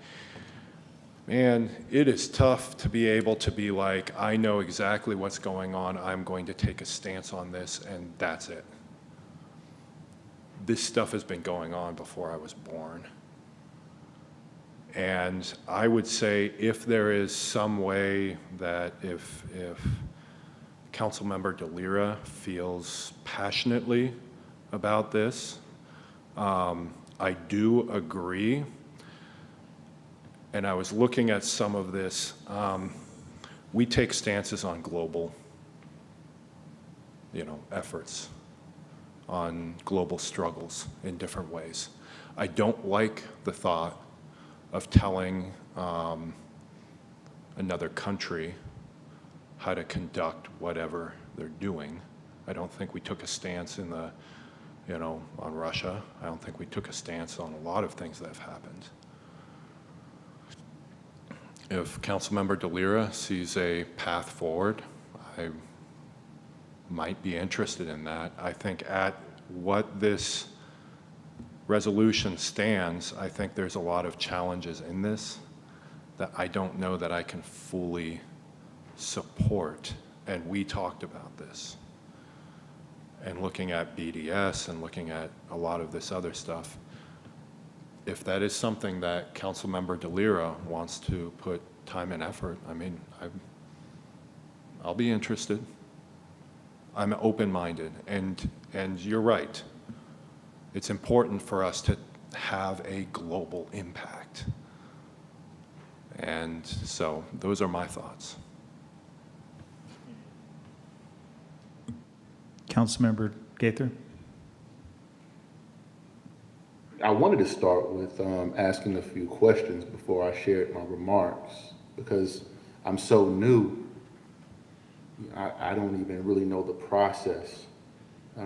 Hearing Councilmember DeLira say that she would like to draft a resolution from scratch.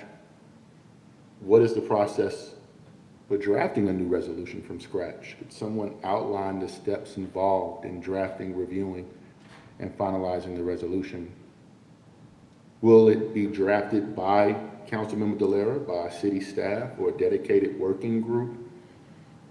And the timeline for drafting and approving the resolution. I do have questions. I don't know if I'll get the answer. I'll get those answered right now. May I? So what I will say, yes? Oh, nope. No. Get those answers right. May I just add on to that, because I just had the same Councilmember Parks. thought is, if we are drafting a resolution for the city of Pullman, I feel like staff, our legal team needs to be involved in that, because this is not just representative of the council. It represents the city, which is all of our staff, all of their families. When people think of the city of Pullman and they see a representative, a police officer, a firefighter, a paramedic, somebody's wife who works downtown, we're impacting all of those people by our actions here. So I am not willing to put the safety of those people at risk by our creating that document. It's not our document, it's the city's document, and it impacts every single employee and their family of the city. So that's my one concern about, typically a resolution that comes before council, even if we ask for it, a proclamation, it starts at the staff level and it comes forward. So, but I'm asking our experts there if that's how this would go as well. Well, and at the last meeting, our council specifically stated that he did not feel that he's specifically versed in this.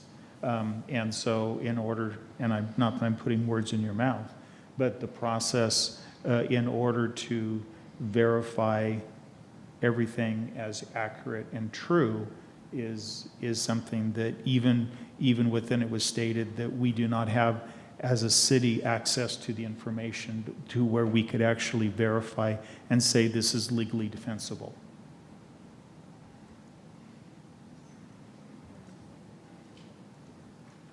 So I'll finish my thoughts. According to the United Nations, 2 billion people, or a quarter of the world's population, now live in armed conflict areas. And this is not about minimizing or whataboutism or taking a neutral stance. I just want to acknowledge not only the complexity of the situation, but also the suffering in our world. And I think that's worth mentioning. Again, 1 out of 4 humans on our planet live in areas of armed conflict. That being said, the violent acts of Hamas on October 7th were deplorable, and the violent response from the state of Israel has been disproportionate. We can hold both truths and understand the nuanced nature of this conflict. This topic is incredibly important to a lot of community members. And echoing the concerns of our community members does fall within the duties of my role as a city council member. I believe that. I believe this is a human rights issue. I believe this is a civil rights issue. I support continuing these conversations provided they do not become harmful. So I do want to express my support for drafting a balanced ceasefire resolution that values the sacredness and the preciousness of all human life.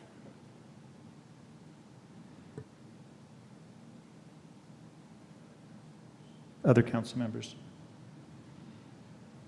I'm getting through everybody first. With that, Councilmember Delera. I'm trying to figure out where the direction is heading, and it sounds like there is general interest to go forward with some more concrete action. So I do envision this to be a collaborative effort. I don't want to be the only one who's writing it. I want to work with whoever is interested here and working with the staff and see what we can do to push a ceasefire resolution that we all collaboratively work together towards. One idea to have like a step forward towards a practical way to implement this is a subcommittee of some of us who are interested. I don't know how you all feel about that, and I'm not sure if that would come in the form of a motion. This is a discussion item, so no action could be taken today. So this is purely a discussion item.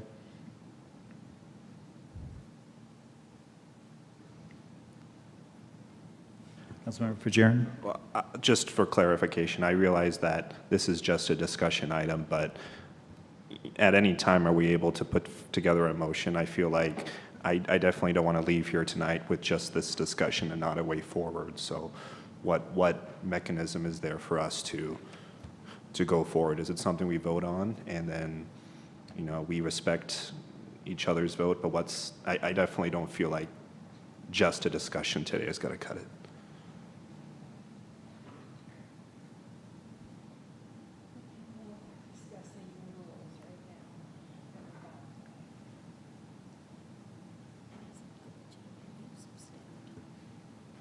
You could ask, you can. So to answer Councilmember Fajarin's question, if the council wanted to proceed creating an ad hoc committee of their own members, as long as there isn't a quorum for this to continue the exploration, I think that is a path forward here. And with a little more time and a little more consultation with the city attorney, there might be others, but without being put on the spot, I guess, at this point, that's the way forward that Thad and I see right now. And the one thing that I will say is we last council meeting passed city goals. And if you want to take this on, then understand we're going to take off some of those city goals because this will impact incredible amount of staff time, incredible amount of council member time. And so, and it is interesting. I wasn't volunteering staff time at this point, so I'm still trying to absorb this conversation and see how staff would integrate at this. I'm just getting all of this right now. So, I mean, it has significant impact in that way. And so that's just something as a council to understand that the goals will definitely change with it if you decide to go down this route.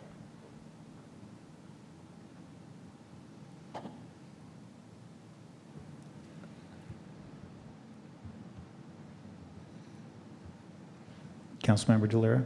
Yeah, I think one way to start is the subcommittee being established, and then we can see how involved it is. We do have models of resolutions from different cities that we could take inspiration from, and I think we could at least have an ad hoc committee of council members, I think no more than 3, to explore the idea further. And then we can move on with the more actions after that.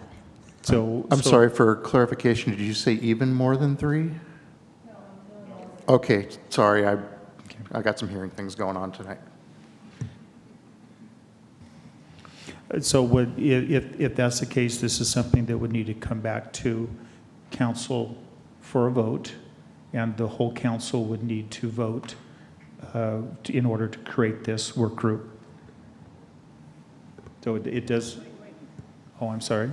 No, I've an ad hoc committee of so here's what, I'm sorry, and for those watching, I was worried about more than 3 because more than 3 would create a quorum. Those meetings would be public meetings, and there's a whole new layer of pieces where staffing gets involved. But if 3 members of the council wanted to create an ad hoc committee, I don't think a vote is required. I think it's... Well, no. What staff is saying is this is not under direction of the council. If it's under direction of the council, then it requires a vote of the council. If it's just 3 coming together, that's totally different. And maybe that if you can... As I understand it, it is just, the idea is to get 3 council members together and see what they can put together as far as a resolution that would then have to be voted on by the council if the council wanted to. So I don't think that requires a council vote, because the action would be, I mean, frankly, it's just like an individual council member could draft a resolution on their own. It's not an action of the council unless it's a quorum. And I'm sorry, voted in by a majority of the council.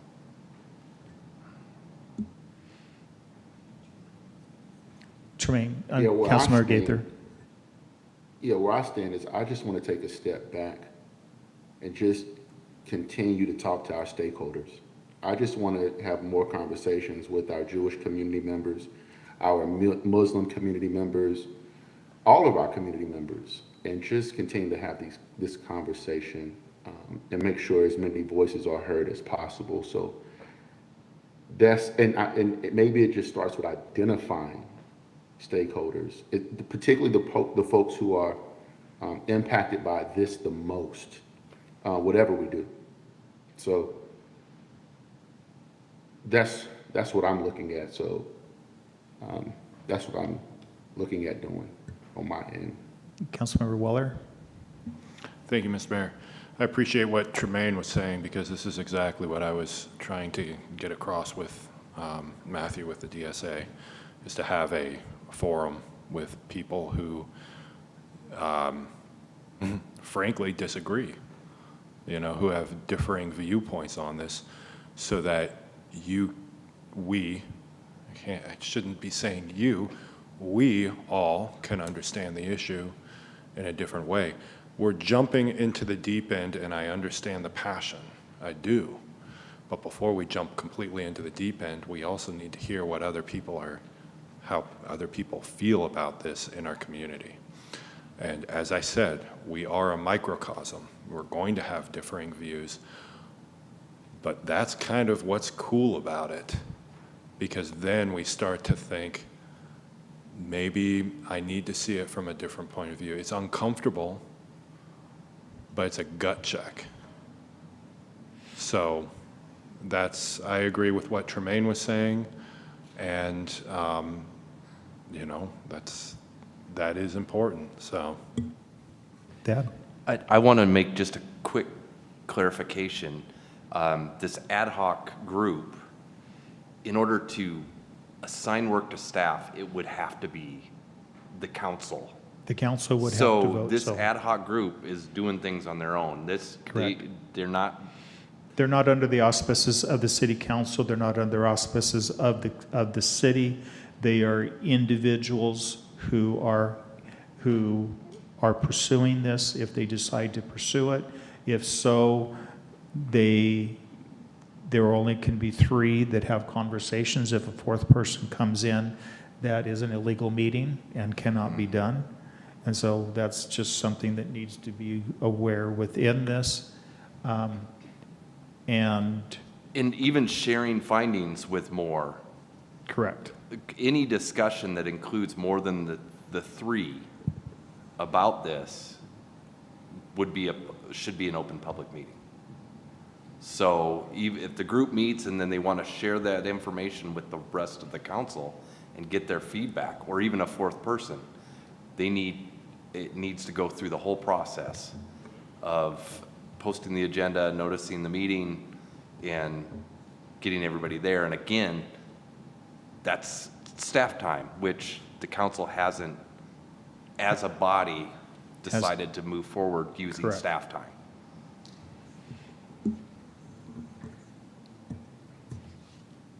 Councilmember Delera? Yeah, and I am assuming with the work within the subcommittee, if we want to bring it up to a public forum, we would request it to be on the agenda. So I think we could work with the city council timings so that we bring the ideas from the ad hoc committee to a public setting so we have those discussions. So, and to be clear, it's not an ad hoc committee, it is individuals that are coming together having this conversation. So I want to be careful in the terminology in that context. Councilmember Weller? Thank you, Mr. Mayor. And might I just suggest before you are a part of an ad hoc committee or create an ad hoc, that maybe, I know with you being a part of the DSA, maybe it'd be good as a first step to kind of have a forum to discuss with people who don't agree so that you can get the full vision of what's out there before taking steps forward and saying, you know, let's get 3 people together and let's just move forward. I think that would be the best way to kind of make sure that we're not splitting the community, which is what has happened in other communities. So being able to say, let's have a forum, let's talk to the people who don't agree, and then, you know, move forward from it. Just a suggestion.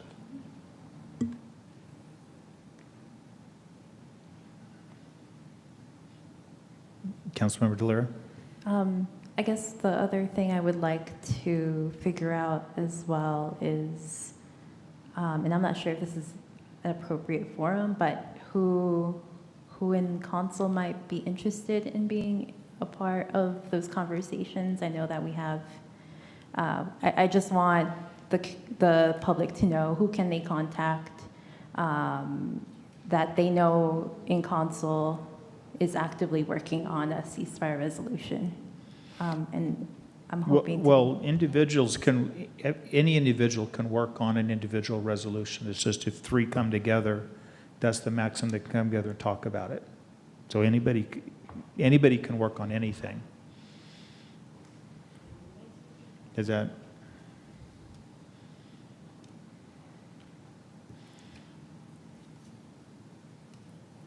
I guess I would like to continue the conversation of writing a ceasefire resolution. So if there is a member of the public that wants to communicate with me about that, just let me know. My email should be on the website. So I would be interested to be one of the 3. Looks like that's all. Is there any other discussion? I would just echo that I'm kind of willing to see where this goes. I mentioned previously, I don't think ending discussion here is good for our community, and so I'd be willing to be one of those 3 people to just at least continue the conversation in the public. With it being less than 3 council members, I understand the limits of open public meeting and everything. Okay, seeing no more discussion, we'll close the discussion. And with that, we don't have any new business to come before us, and so I'd move for an adjournment. Move to adjourn. Second. All those in favor? Aye. Okay, we're adjourned.